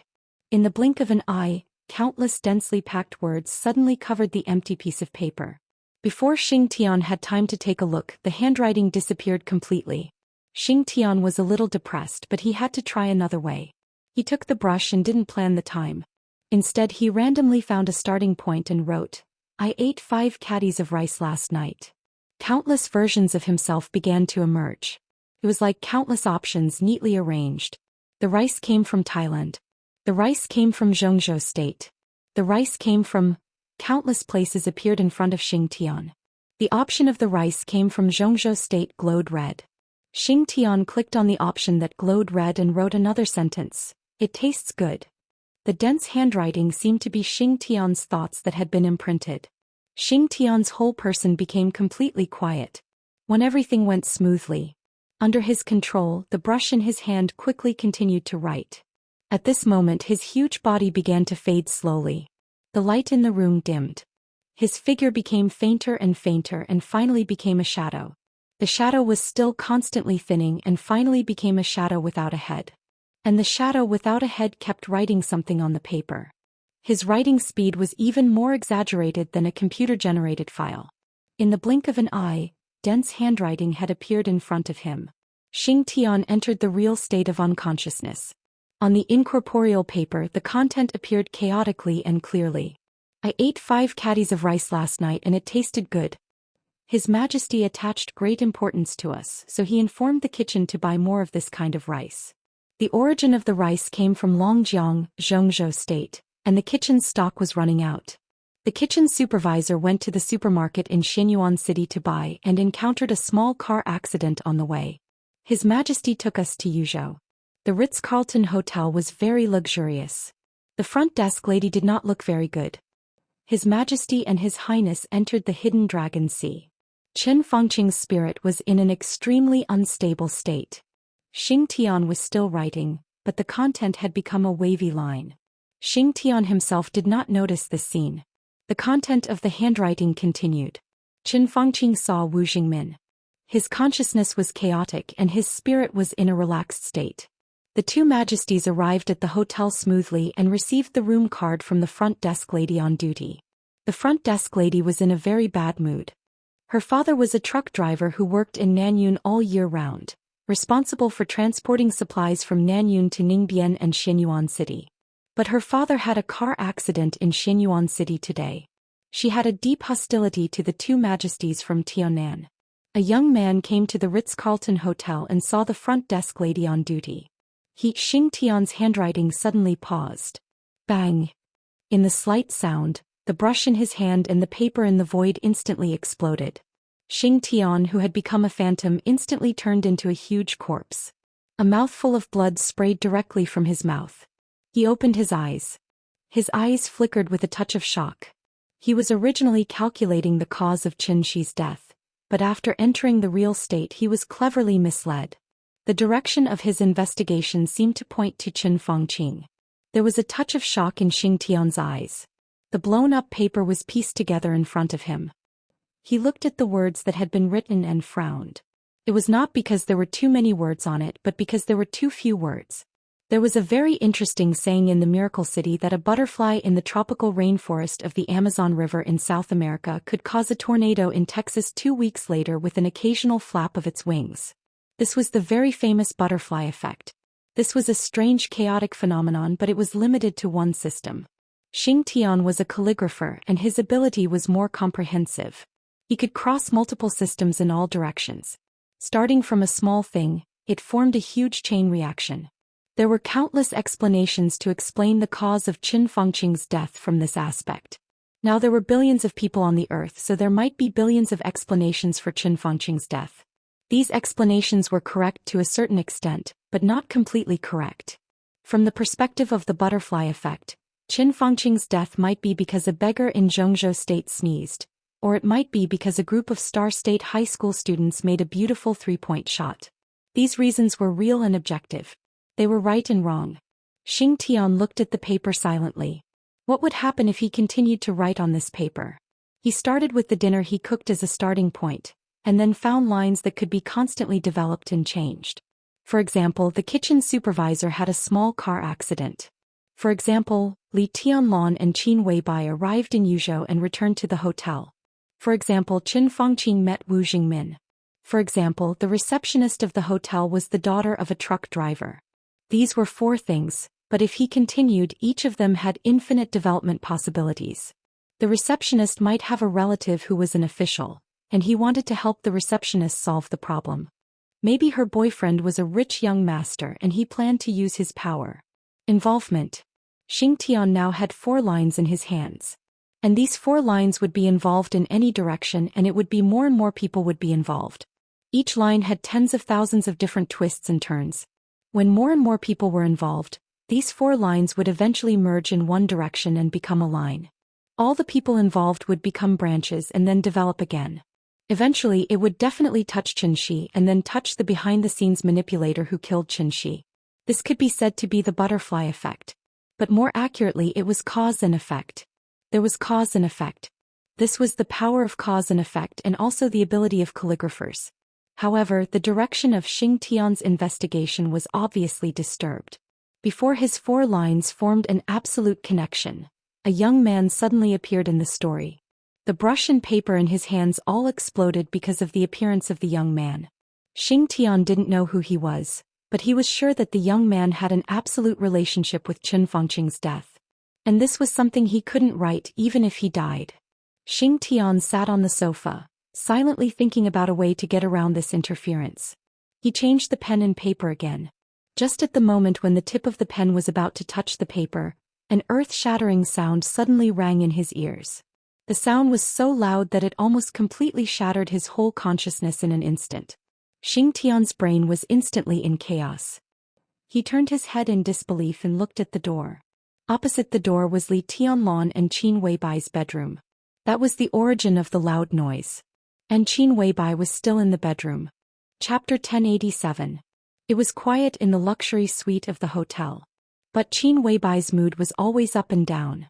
All kinds of emotions were brewing in her heart, making her feel complicated. She was a little worried but not like it. She was happy but not like it. She was anxious but not like it. She was looking forward to it but not like it. Her body was still soft after being tossed and turned all night. That kind of extreme joy and satisfaction slowly dissipated, replaced by obvious sleepiness. All kinds of emotions kept emerging, seeming right but not right, making Qin Weibai feel a little confused. She felt as if something was going to happen but she didn't know what it was. During this period she seemed to think of something. She put on her clothes and went downstairs with a blush on her face. She bought something from a nearby pharmacy and came back to try it, confirming that she was not pregnant. That was to say, her current mood had little to do with Li Tianlan's love for her day and night in the past month or so. But this kind of uneasy mood had a lot to do with Li Tianlan. Qin Weibai didn't tell anyone. She had never dreamed of Li Tianlan in her dreams since she was a child. This statement was not very exact, but it could be said to be accurate. In the trance she had dreamed of many scenes related to Li Tianlan, but that feeling made Qin Weibai feel like she was watching a movie about the past. In those dreams there was Li Tianlan. But it was not Li Tianlan in reality. Li Tianlan's figure in the dream had always been vague. Even if he appeared beside her in the dream, Li Tianlan was just a shadow, an erratic shadow. In Qin Weibai's dream, Li Tianlan's clothes, face and temperament changed thousands of times every second. The changes were so drastic that in Qin Weibai's consciousness, Li Tianlan in the dream had no facial features, and he was even a shadow without a body.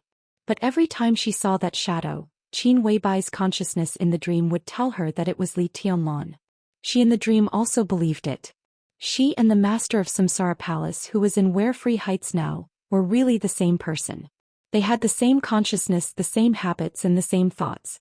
At a short distance, the two of them could share the hurt with each other or bear it alone.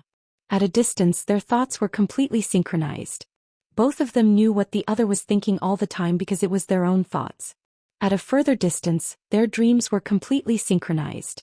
To be exact, when the master of Samsara Palace was in the southern hemisphere and Qin Weibai was in the northern hemisphere, when they were resting at the same time, their dreams were completely identical. Therefore for the current Qin Weibai, Li Tianlan was a ghost that had been lingering in her consciousness since she was a child. She kept synchronizing with the master of Samsara Palace and eventually became the same person. They had the same thoughts, so naturally they had the same feelings. Therefore there was no obstacle for her to accept Li Tianlan. But she had always been confused. She loved him so much and was willing to give everything for him. But why was Li Tianlan just a shadow in her dream? More than 2 years ago, after the Eternal Sword of Mormons, the shadow that belonged to Li Tianlan, which was constantly changing every moment, began to appear more and more in Qin Weibai's dreams. Qin Weibai knew what was going on. This was the master of Samsara Palace's entrustment.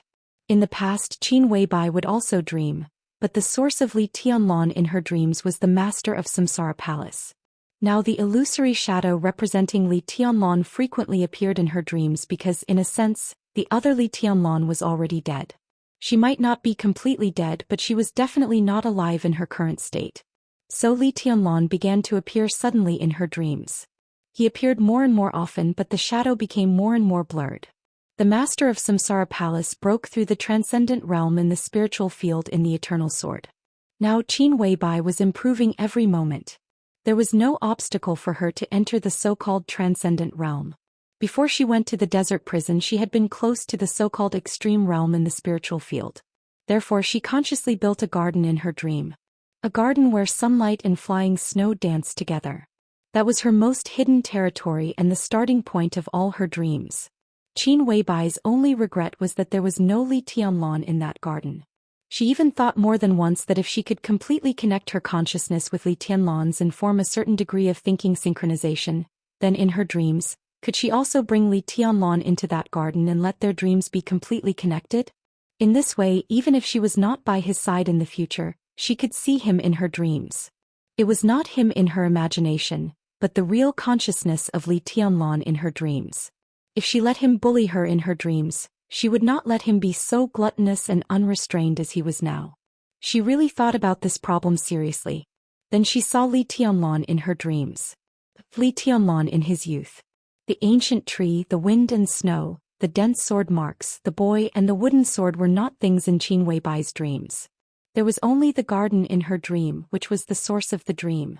In the source, if Qin Weibai didn't want her dream to expand freely, she could make herself stay in the garden and see nothing out of the control of her spirit. But in such a state she actually saw Li Tianlan. This was obviously an unusual scene. But why would such a situation occur? The teenager Li Tianlan in the dream was extremely clear and real, just like the child who really lived in Qin Weibai's dream. Qin Weibai woke up at that moment. But when she woke up, she still felt that the child was still living in the snow beside the garden. The ancient tree had collapsed, but he seemed to know nothing and still sat there quietly.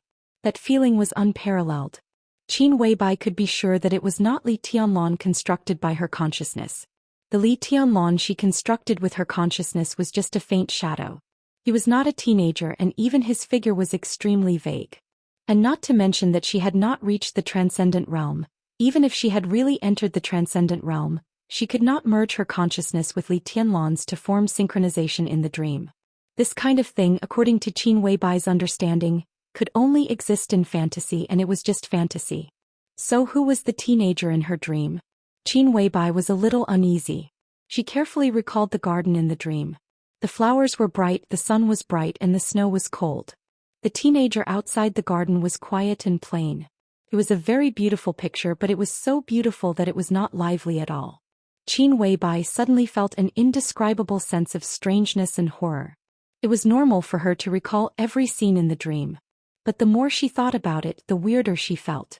That kind of deeply hidden weirdness was originally completely hidden, but with the appearance of the young Li Tianlan, all the abnormalities were revealed little by little. Qin Weibai sat on the bed and wrapped herself in the quilt. The flying snow crossed the sky through the opened curtains. Without Li Tianlan, the bedroom suddenly became very cold. She sat quietly like this. She didn't eat at noon.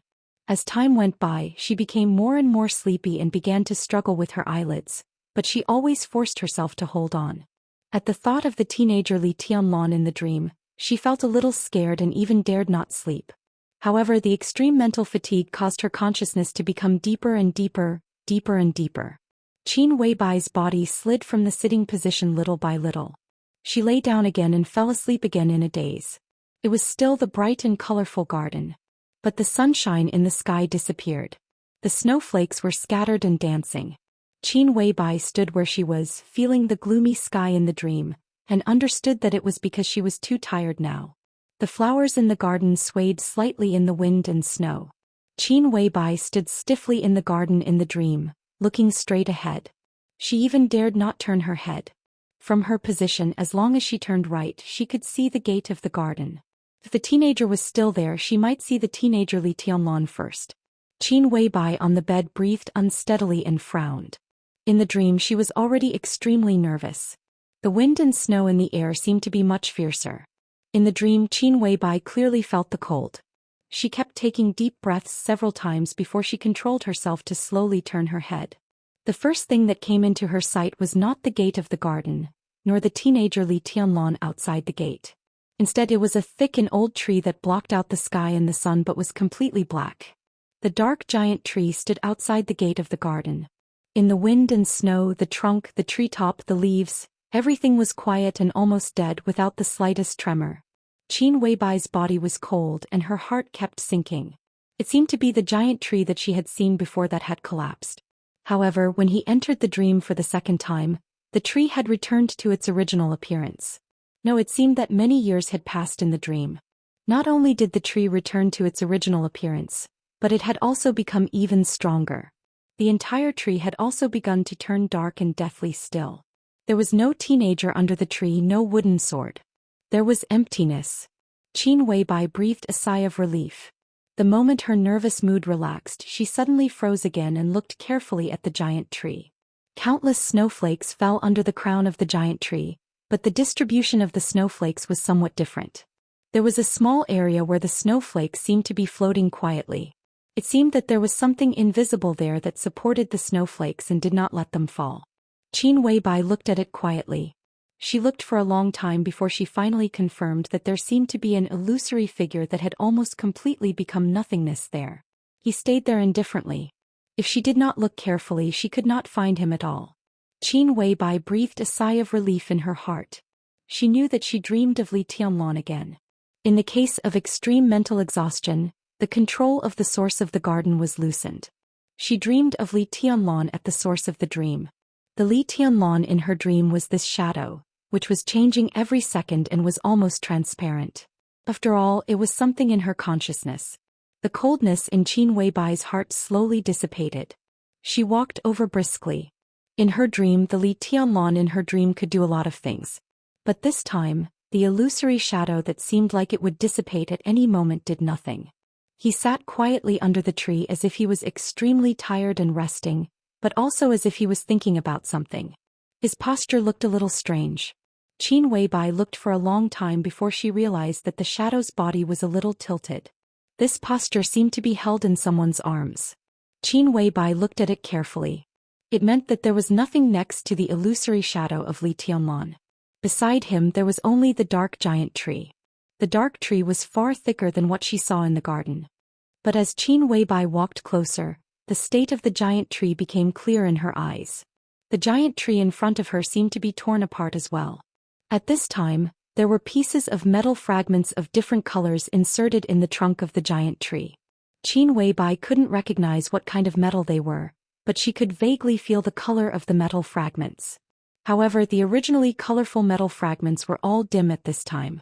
Dense cracks spread on each fragment, which was shocking. The cracks spread from the roots to countless branches. Thousands, tens of thousands, hundreds of thousands, or even more pieces of metal were densely packed together. The black giant tree was completely torn by the metal fragments. The giant tree was trembling slightly, and the dark and lusterless sap slowly flowed down from the trunk, like pieces of black blood. Qin Weibai's brows were tightly knitted together. The illusory shadow representing Li Tianlan was still sitting there, as if it would dissipate at any time, but it never did. Qin Weibai stopped in front of the shadow and looked at the giant tree behind him. The giant tree trembled more and more obviously, and the black blood seemed to have flowed into a small waterfall. She didn't know why, but Qin Weibai suddenly felt that the tree should be much bigger than what she had seen. The source of her dream was limited, so the tree seemed to have shrunk many times. It was a very natural feeling. She felt that if the tree really existed, it would be almost infinitely tall, and every piece of metal fragment inserted in the trunk would probably be big enough to cover the whole sky. The tree and the fragments were infinitely shrunk. Only the size of the shadow was ordinary. Black blood flowed down from the trunk as if to completely drown the shadow. However, a powerful aura blocked all the black liquid outside. Seemed to be a sword energy. Qin Weibai was a little confused. When she walked out of the garden, the dream had already unfolded from the source. She didn't know why she had such a dream. The giant black tree was very close to her. Qin Weibai could clearly feel countless emotions from the patches of black blood. Bloody, cruel, evil, chaotic, violent, resentful. Dark and gloomy. The metal fragments inserted in the trunk reflected a faint light. The light was absolutely cold, with an absolutely complete and perfect law, forming a natural sense of repulsion. Qin Weibai really didn't dare to move for a moment. She suddenly found that whether she was close to the black giant tree or those metal fragments, she would end up horribly. She was only the safest when she was around the shadow. But the shadow itself was the most illusory. Tianlan. In the dream, Qin Weibai called softly. The shadow was silent, motionless, and didn't respond at all. This was different from her usual dreams. Qin Weibai thought about it and did what she used to do in her dreams. This was her dream. Everything in front of her was a continuation of her consciousness. She had absolute authority here. In her dream, Li Tianlan was just a shadow that was constantly changing every minute and second. Qin Weibai would try to focus her attention and her consciousness every time to make Li Tianlan become clear. Such an attempt had never succeeded, but she would keep trying until she woke up naturally. Qin Weibai gently sat next to the shadow and looked at it seriously. She began to concentrate her attention and focus her consciousness. The dream began to shake unstably. This was a sign that she was about to wake up after doing something deliberately in the dream. Qin Weibai looked at the shadow in front of her calmly.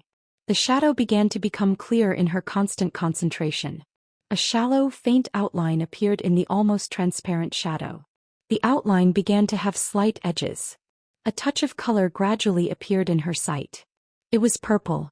The moment the purple color appeared, it began to change into various complex colors. Qin Weibai had long been used to this change. However, this change only appeared for a few seconds today, and then it was completely fixed. The constantly changing color disappeared. A shocking black and red color appeared in front of Qin Weibai. But it was not black and red. It was a black windbreaker. However, the windbreaker was stained with large patches of blood. The blood was almost smeared on every corner of the black windbreaker, which looked sad and tragic. The smell of blood began to appear in the dream. The black windbreaker with a corner stained with blood became completely clear and did not change. It did not change. Qin Weibai's heart began to sink like crazy, as if falling into an ice cave. Because this time, Li Tianlan's body was also fixed and did not change. More and more black windbreakers began to appear. The bloodstains spread all the way down. But what Qin Weibai saw was only a black windbreaker. In the dream, she did not see Li Tianlan's leg.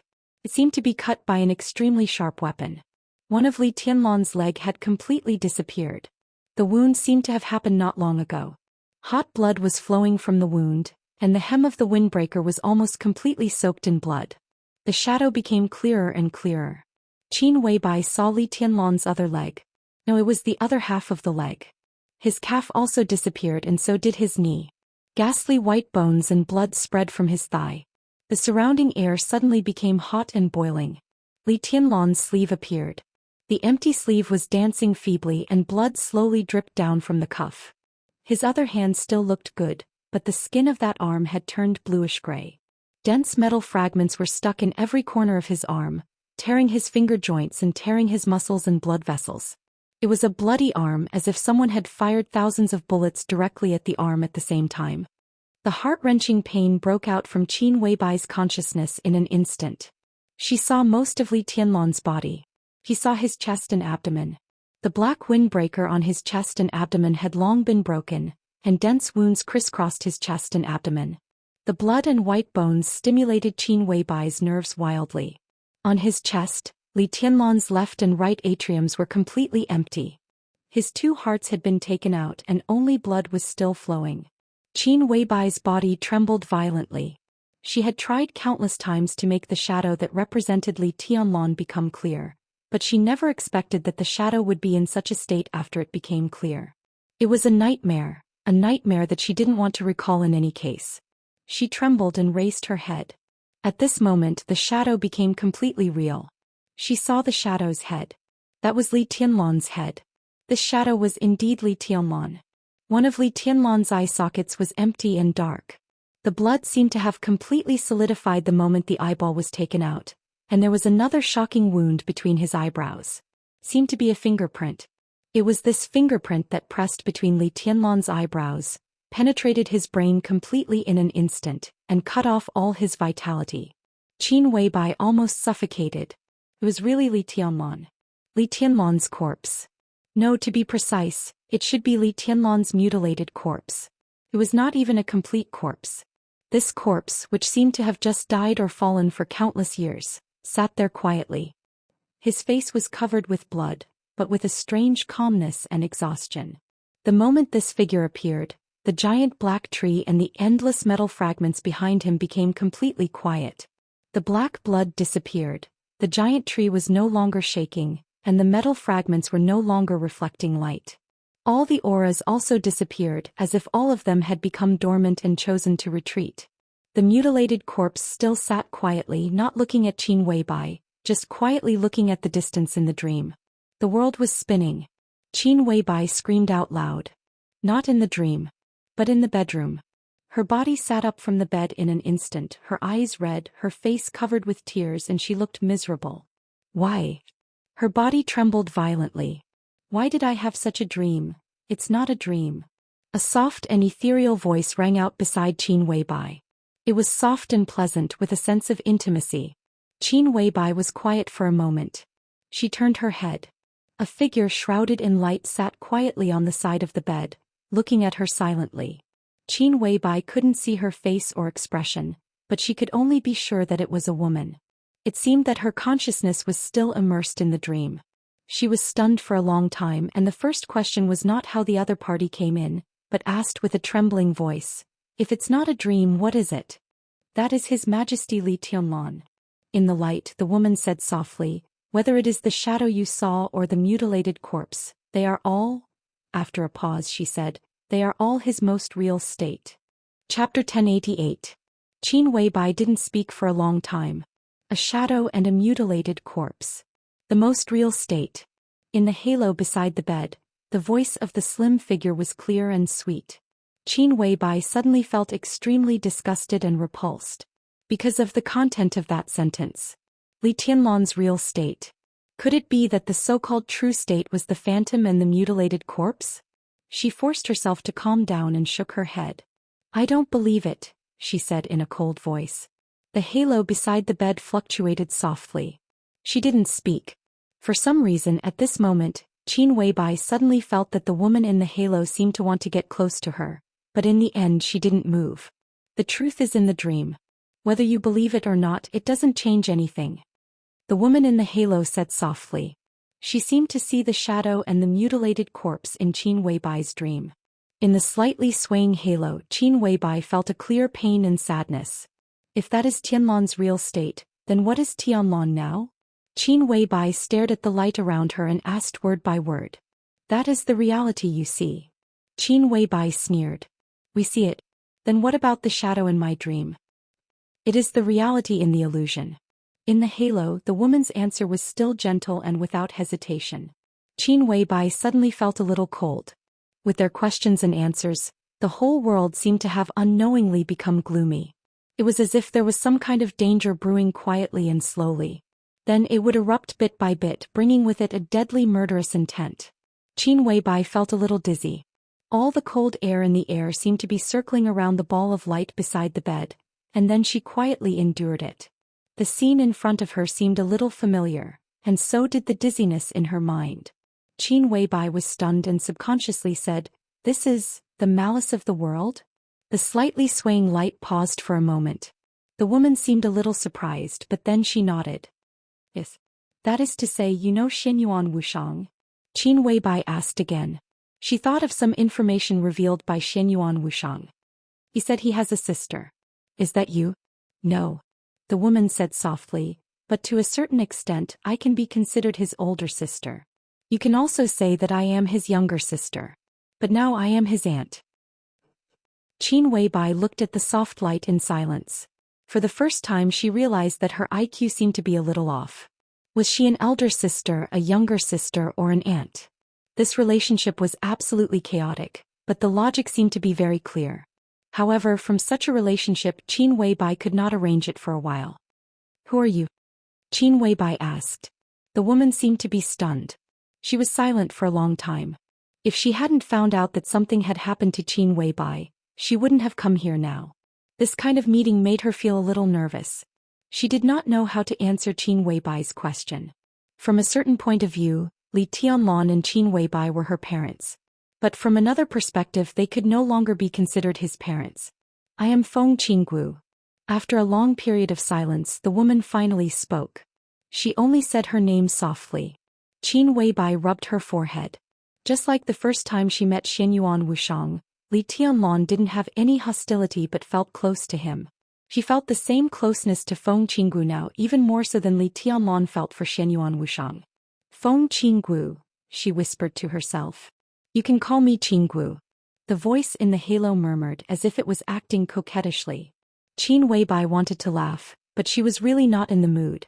She rubbed between her eyebrows like Li Tianlan and said softly, That dream, what's going on? It's a real projection projected in your consciousness. Of course, from your point of view now it's also illusory. But no matter what the situation is, its existence needs to be affirmed. The temperature in the air seemed to be colder with a bone-chilling coldness.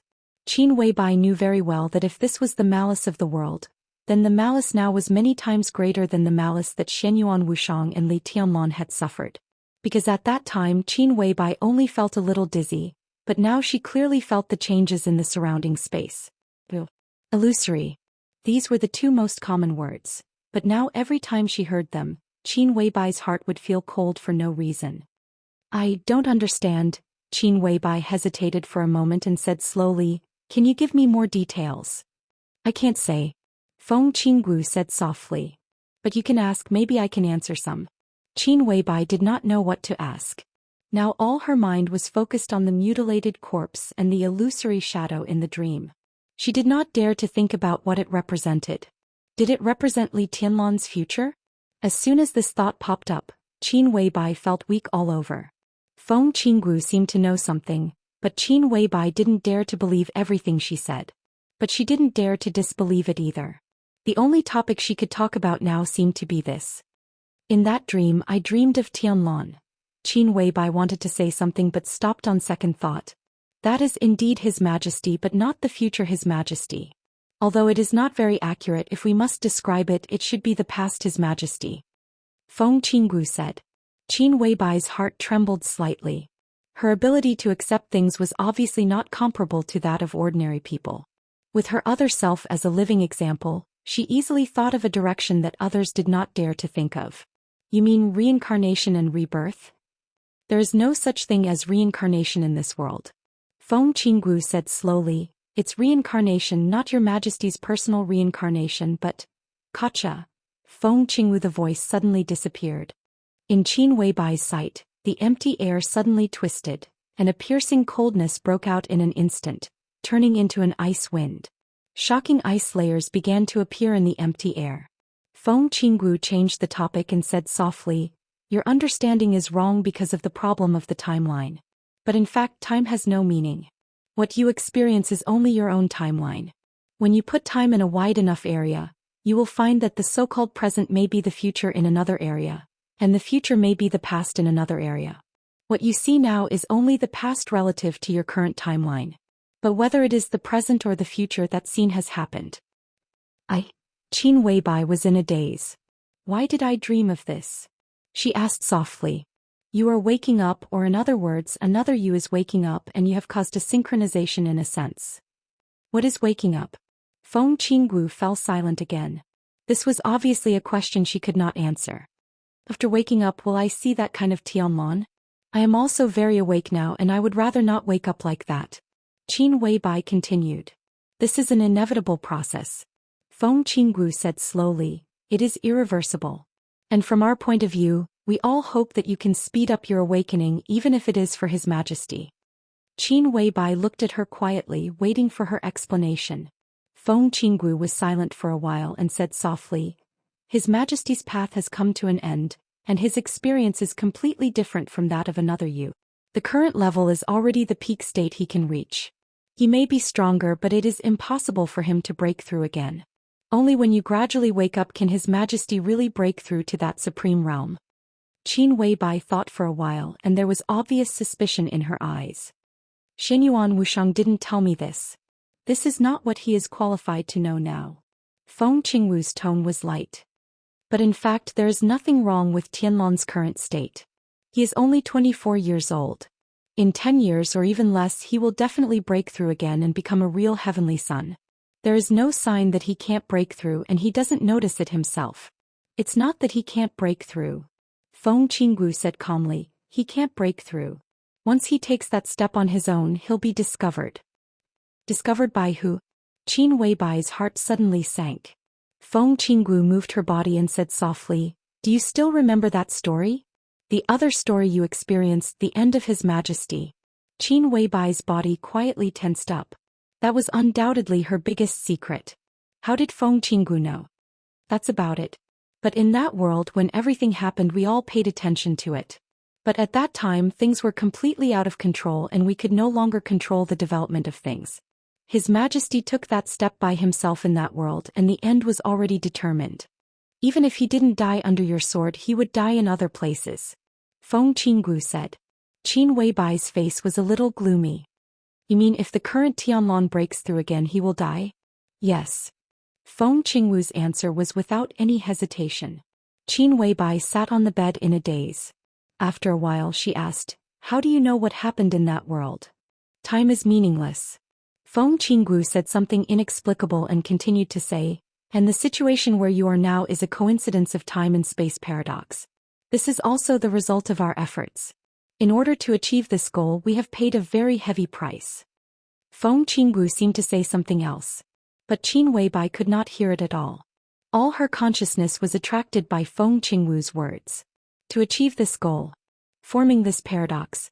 If the existence of two of her was really a kind of time and space paradox, then this was not a coincidence but created by Feng Qinggu? Was she created by them? Qin Weibai suddenly felt like laughing and crying at the same time. You mean I'm something that you guys created? Machine. It has nothing to do with you. Feng Qinggu shook her head. What we can do is to send you here. And to do all this we did not create you but to modify time and space and physical constants. You will understand all this, provided that your awakening is smooth enough. Qin Weibai sat there in a daze. After a long time she whispered, if I wake up successfully, what will happen to Tianlong? His Majesty will return. Feng Qingwu's voice was slow, but with unparalleled solemnity and fanaticism. Qin Weibai did not speak. Qin Weibai continued to say, and what you need to do most is to synchronize your dream with His Majesty's thinking as you imagine. This is the first step for His Majesty to return. Wake up, return, Qin Weibai whispered softly. If I wake up and he returns, will we still be us? Of course. Feng Qinggu seemed to be smiling. In fact, you have woken up partly, but obviously, you do not feel any change in yourself, nor will you become another person. I have woken up partly. Qin Weibai was stunned. Feng Qinggu looked at Qin Weibai silently and whispered, maybe you don't realize it yourself, but you killed Qin Fengqing.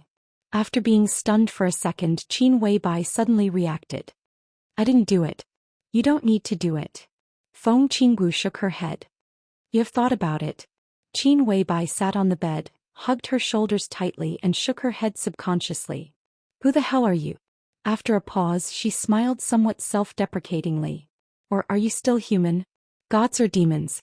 I am human. Feng Qingwu's tone was a little complicated, with certainty and a little confusion. She was silent for a moment and whispered, of course in the eyes of others they call me Dominator.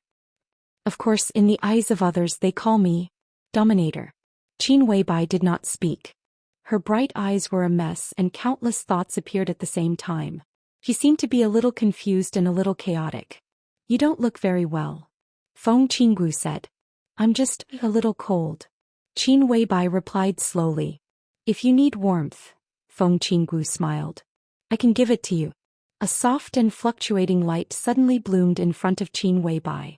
Thousands of lights shone. The originally soft light became extremely cold in an instant. Feng Qinggu seemed to be reflecting the cold light of the metal. However, the surrounding air instantly became warm as spring. Time froze in an instant. The light of the metal was slightly refracted. The light shuttled and rushed into space at a speed faster than light. The virtual quantum network base station was instantly formed. Virtual shuttling and leaping in an instant. Feng Qingwu's consciousness went straight into the starry sky through the quantum network base station. The boundless Milky Way formed an incomparably dazzling yet extremely chaotic cosmic curve in her consciousness. The quantum transmission instantly crossed the distance of millions of light-years in the curve of the universe and went straight into the depths of the universe. Silence and dead silence appeared in an instant and disappeared in an instant. The perspective of her consciousness changed for half a second. Feng Qingwu's consciousness entered a large wormhole. The starry sky suddenly retreated. The wormhole shook violently.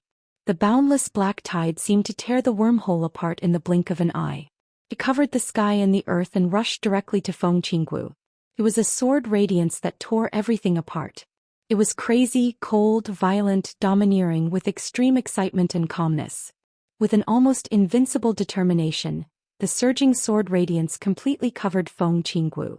Feng Qingwu, whose consciousness was still reflecting the metal sword radiance, stopped for a moment. In the next second, an extremely majestic power instantly exploded in the sea of black sword qi. It was the extreme power of martial arts. The strong shock wave collided with the surging sword qi and the entire wormhole space was shaking violently. Feng Qingwu's movement paused slightly. All the power disappeared completely. In an instant, the boundless black tide seemed to have lost its target. It surged past her and rushed towards the entrance of the wormhole. Boring. Feng Qingwu said calmly. Hey. A voice seemed to be heard in the darkness. The voice came from an extremely far place accompanied by the intense collision sound. It was tough and calm. You're indeed interesting, Lord. Is this what you're relying on to bully my son? I'm only teaching him what he should do. Feng Qingwu said calmly. In a faraway place, a voice that seemed to come from another space directly penetrated the wormhole. It was as hard as iron and carried with it an eerie sharpness. Perhaps I should also teach you a lesson and let you know what you should do. Feng Qingwu said calmly, You're fighting against those things now, how are you going to teach me? Based on the amount of sword chi that you can produce, which is not even a billionth of what you had at your peak. Countless sword chi shook violently. The wormhole shattered instantly. It was already a battlefield in front of Feng Qinggu.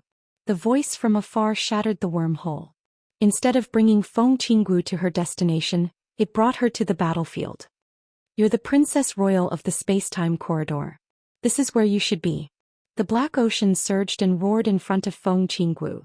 The boundless black ocean surged up hundreds of thousands of feet into the sky. The sword radiance whistled and shattered the stars. Countless metallic objects fell into the black ocean. The area of the battlefield was almost calculated in terms of light years. The crazy killing did not stop for even a moment. Countless races, large amounts of metal, the sky was filled with mechas and the dark enshrouded shadows. Cannons, sword radiance, explosions, lacerations and destruction. The endless number of battleships continued to pour out destructive power. The battlefield was filled with the humans and other races fighting against the dark shadows and mechas. Tens of millions, hundreds of millions, it was vast and mighty, innumerable. Feng Qinggu sighed softly. Her body rose slowly in the void and charged towards her destination. The willpower of the god of war in the black ocean did not stop her this time. Feng Qinggu's speed increased. Boundless radiance shone from her body and became brighter and brighter. At this moment she seemed to have turned into a shooting star that traversed the battlefield for a few light years. The radiance overflowed rapidly and surpassed the speed of light. With Feng Qinggu as the center, it spread rapidly in all directions. Deception, Genesis. Radiance shot out and stars fell. On the battlefield, the potentials of all the creatures in the neutral camp were instantly stimulated several times. All the heavily injured creatures that had lost their ability to fight were deceived. Everyone thought that they were in their peak condition. They exploded with battle power that exceeded their limits and pounced towards the nearby enemies. The battle power of all the creatures was increasing rapidly. Everyone had been deceived. At this moment, everyone thought that their strength had suddenly made a huge breakthrough. Everyone also showed their strength after the breakthrough. Outside of the neutral camp, all the creatures, be it order or dark shadow, became sluggish. They were also deceived. At this moment they thought that they had been severely injured. Some of the creatures even thought that they had died. The shooting star radiance that Feng Qinggu brought along traversed the entire battlefield. It rose infinitely and exploded instantly. It was as if a gigantic sun had suddenly risen in the dead silent void. The boundless black ocean instantly began to boil. The rays of the sun continued to radiate with lies. In the shortest time possible, it deceived the entire battlefield. This was the pinnacle of the path of deception. It was also the pinnacle leader of the human race on this path. This was the pinnacle of power on the path of deception. This power had a name that was recognized by all the camps. Ruler. Chapter 1089. Shuttling, flying, warping. The battlefield covered every corner of one's vision. Countless figures filled every space with an unimaginable density. The vast void, the planets beneath one's feet, the broken satellites, the densely packed meteorite belts. The flames of war and radiance were everywhere. The densely packed formations of the fleets opened fire with all their might. The Star Destroyer cannons could destroy the heavens and the earth. The annihilation of dark matter and dark energy surged silently. A small black hole formed in a certain area of the battlefield and started to devour everything nearby. Using the void as a formation and the galaxy as a chess piece, Feng Qinggu's consciousness was tiny and weak like a speck of dust in the vast and boundless battlefield. However, it was this tiny and weak figure that traversed the entire battlefield in an instant as though she had entered an uninhabited land. The radiance that filled the sky continued to condense. Feng Qinggu's consciousness charged forward, leaving behind one sun after another that emitted extreme light and heat. The absolute destructive power and the instantaneous reversal of the situation clearly displayed the powerful strength of the peak energy source of the neutral camp. However, Feng Qinggu was not intercepted by the peak energy source of the opposing camp. Deception, Genesis. This was equivalent to simulating the real environment. In a short period of time she made full use of all factors that were beneficial to her side and made full use of all factors that were disadvantageous to the enemy. She deceived both the enemies and her allies' understanding of herself. as well as the perception of the peak energy source of the same level. In an absolutely short period of time, even if it was an enemy of the same level as Feng Qinggu, even if she traversed the battlefield in such a high-profile manner, no one would discover her existence. Based on the actual time in Miracle City and other places, the Genesis had existed for a very short period of time, probably less than 10 years. However, 10 years was enough to determine the fate of this part of the battlefield. However, what was the use of merely determining the fate of this part of the battlefield? The fate of the human race and all the neutral creatures had already been determined and would definitely end. Perhaps in the entire neutral camp, only the vast black ocean before them refused to give up. It was still going all out, still throwing caution to the wind, still going berserk without the slightest scruple. Perhaps he already knew his fate and ending long ago, but he did not care. War God Lin Xianyuan. He was a lunatic and a fool, but he was the most admirable kind of lunatic and fool. Feng Qinggu sighed softly. Endless light converged around her, and her shuttling figure suddenly accelerated. Like a sharp sword that tore through the battlefield with slowly dissipating light, she instantly entered the black hole that had just formed in the battlefield. Deception, Supreme Self. On the battlefield where light and shadow intertwined, an almost supreme will appeared. It was cold, majestic, and irresistible. The moment this willpower appeared, it went against the evil intentions of the world. The black hole that was still taking shape instantly turned into a wormhole. The laws of time and space distorted at a speed visible to the naked eye. Feng Qingwu's body entered the wormhole and appeared tens of thousands of light years away in the blink of an eye. The moment her body entered the black hole, an endless army of the neutral faction rushed out of the same wormhole and joined the battlefield. This was the true ruler. On the battlefield he ruled over everything. The black hole that had just formed was turned into a two-way passageway by Feng Qingwu's lies. It was the same entrance, but there was no difference between entering and exiting. This kind of deception could only last for a few years, but it was enough for the neutral camp to invest billions of soldiers into the battlefield in the next few years. The stars in the sky flickered and retreated rapidly. The newly formed wormhole extended infinitely in Feng Qingwu's consciousness. The darkness only lasted for a moment, but it was already tens of thousands of light years away. It was still the same scene, the same battlefield, the same black ocean, and the same war god Lin Xianyuan. The black ocean formed by the endless sword intense was the most real state of war god Lin Xianyuan, and also his most primitive form of existence. At the start of the war, this ocean surged into the corridor of time and space from the realm of war to the corridor of time and space. For tens of thousands of years, it spread across countless star regions. Everyone in the corridor of time and space agreed that this lunatic was the sharpest lunatic of the human race after His Majesty. The war continued. Even Feng Qinggu did not know how many star regions Lin Xuanyuan's sword aura had passed through and how many enemies of the same level as him had fought. Feng Qinggu did not look at the battlefield and continued to travel. Time and distance seemed to have lost their meaning. He traveled again and again. When Feng Qingwu's consciousness traveled through the wormhole, she suddenly felt a majestic force from the outside world penetrating the wormhole and instantly extending the distance she could travel. Feng Qingwu felt slightly relieved. She knew that she was finally close to her destination. This majestic force was the aura of the War King of the corridor of time and space. In the next second, the silence disappeared completely and there was no more killing. An extremely huge planet appeared in front of Feng Qingwu. This planet rotated slowly, almost occupying all of Feng Qingwu's consciousness. Feng Qingwu was in a trance for a moment. In front of this planet, Miracle City was like a child's toy block in front of a skyscraper. The strong contrast stunned Feng Qingwu, who had already placed all of her attention on Miracle City. She finally reached her destination. This was the capital of the corridor of time and space. Old Capital City. Feng Qingwu took a step forward. Her destination was very clear. Therefore, when she took a step, she deceived the distance between time and space. The chaotic meteorite belt and the atmosphere changed instantly. Feng Qingwu's consciousness had already appeared in an extremely huge palace. The ancient bronze palace was a little mottled and old. Faint lights flickered in every corner of the palace. The space was filled with a clear and ancient aura. In the palace, darkness and light bloomed at the same time and disappeared at the same time.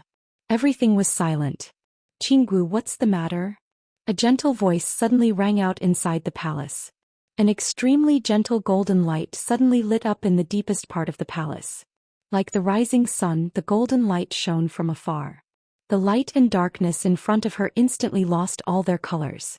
That golden light instantly became the only thing in the palace. Feng Qingwu floated forward silently for a while. The further she went, the brighter and gentler the golden light became. The light shone on the bronze pillars in the palace, clearly illuminating the countless mottled marks on the bronze pillars. Feng Qingwu arrived at the end of the palace. A gentle golden light shone from the end of the palace. There was an ancient desk there. On the desk there was a thick book that was about the height of a person. It was slowly flipping through the pages. There was no one behind the desk in the book. All the light was above the desk in the book. It was a light that was constantly changing.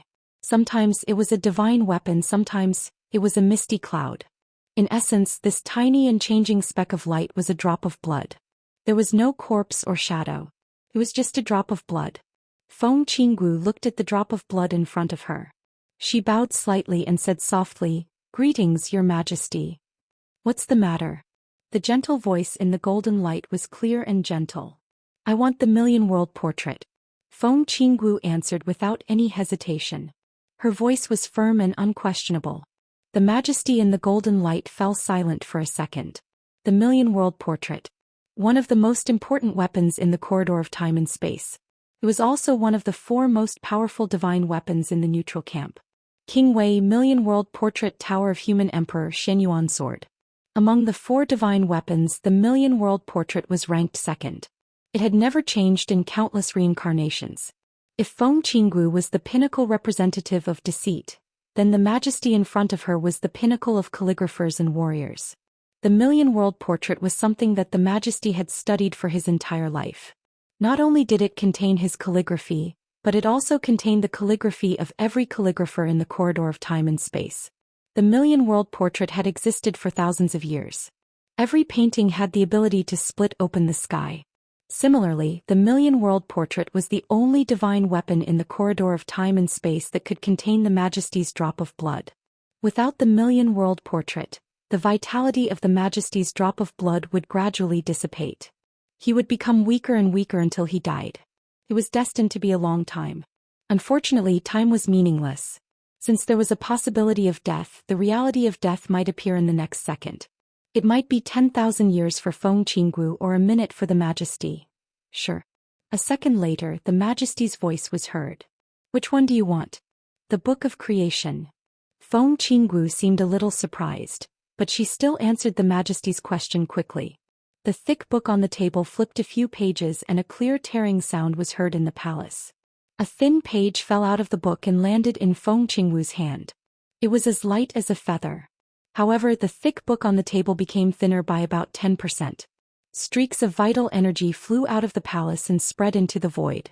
It was the vitality of the Majesty's blood dissipating. Feng Qingwu remained silent for a while and said softly, "Thank you." The Majesty's laughter echoed in the bronze palace. It was carefree and calm. But Feng Qingwu couldn't help but ask. The Majesty seemed a little confused. "The Book of Creation is very important to you too." Feng Qingwu said, "If I'm not wrong, you spent most of your time resting in the Book of Creation. The vitality of your blood overflowed into the Book of Creation and returned to your body. How long could you last without the Book of Creation?" "Actually, I was mentally prepared for you to reject me because of the corridor of time in the human race." "The human race's overall situation," His Majesty whispered to himself and then laughed. His laughter was very soft at first, but then it became louder and louder. However, it was not the kind of hysterical laughter. This laughter was clear, calm, indifferent, open-minded, and finally turned into a faint tiredness. "The human clan. What's the big picture?" Feng Qingwu was shocked and asked subconsciously, "What do you mean?" "Exactly what I said." The Majesty said calmly, "I gave you the Book of Creation because you need it more than I do. Tell me about Her Highness's situation." "Her situation is very special." Feng Qingwu was a little uneasy and thought about the Majesty's words. She said subconsciously, "In the past few samsara cycles, even if there were returnees, none of them were at the level of the 2 of them. Their existence can't be replicated." The so-called experience we summarized is only based on the other returnees and the process of your return. In fact, no matter you, me, or anyone else, is worthy of being mentioned in the same breath as them. We can't speculate the process of their return. According to my observation, Your Majesty Tianlong has now vaguely come into contact with part of the power of Tianju. This also means that if Your Majesty returns, you will at least reach the 7th level of authority. This is only the most conservative estimate. Tianju, the Majesty pondered and sighed softly. This time, does it start from martial arts? Martial arts has never been for the weak. Feng Qinggu said indifferently, over the years the King of War has lost some competitiveness. You haven't taken any action. Countless people in the corridor of time and space think that the path of martial arts has lost its former glory. But is that really the case? Of course not. The Majesty laughed softly. This is the first path of the human race. Perhaps compared to order and shadow, it has congenital flaws and shortcomings. But I always believe that this path represents true invincibility. Look at Lin Xianyuan and Wang Fuxing. Feng Qinggu said.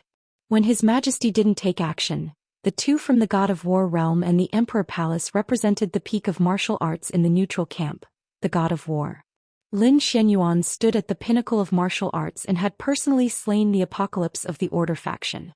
The current God of War was the strongest blade cutting through thorns and thorns for the human race.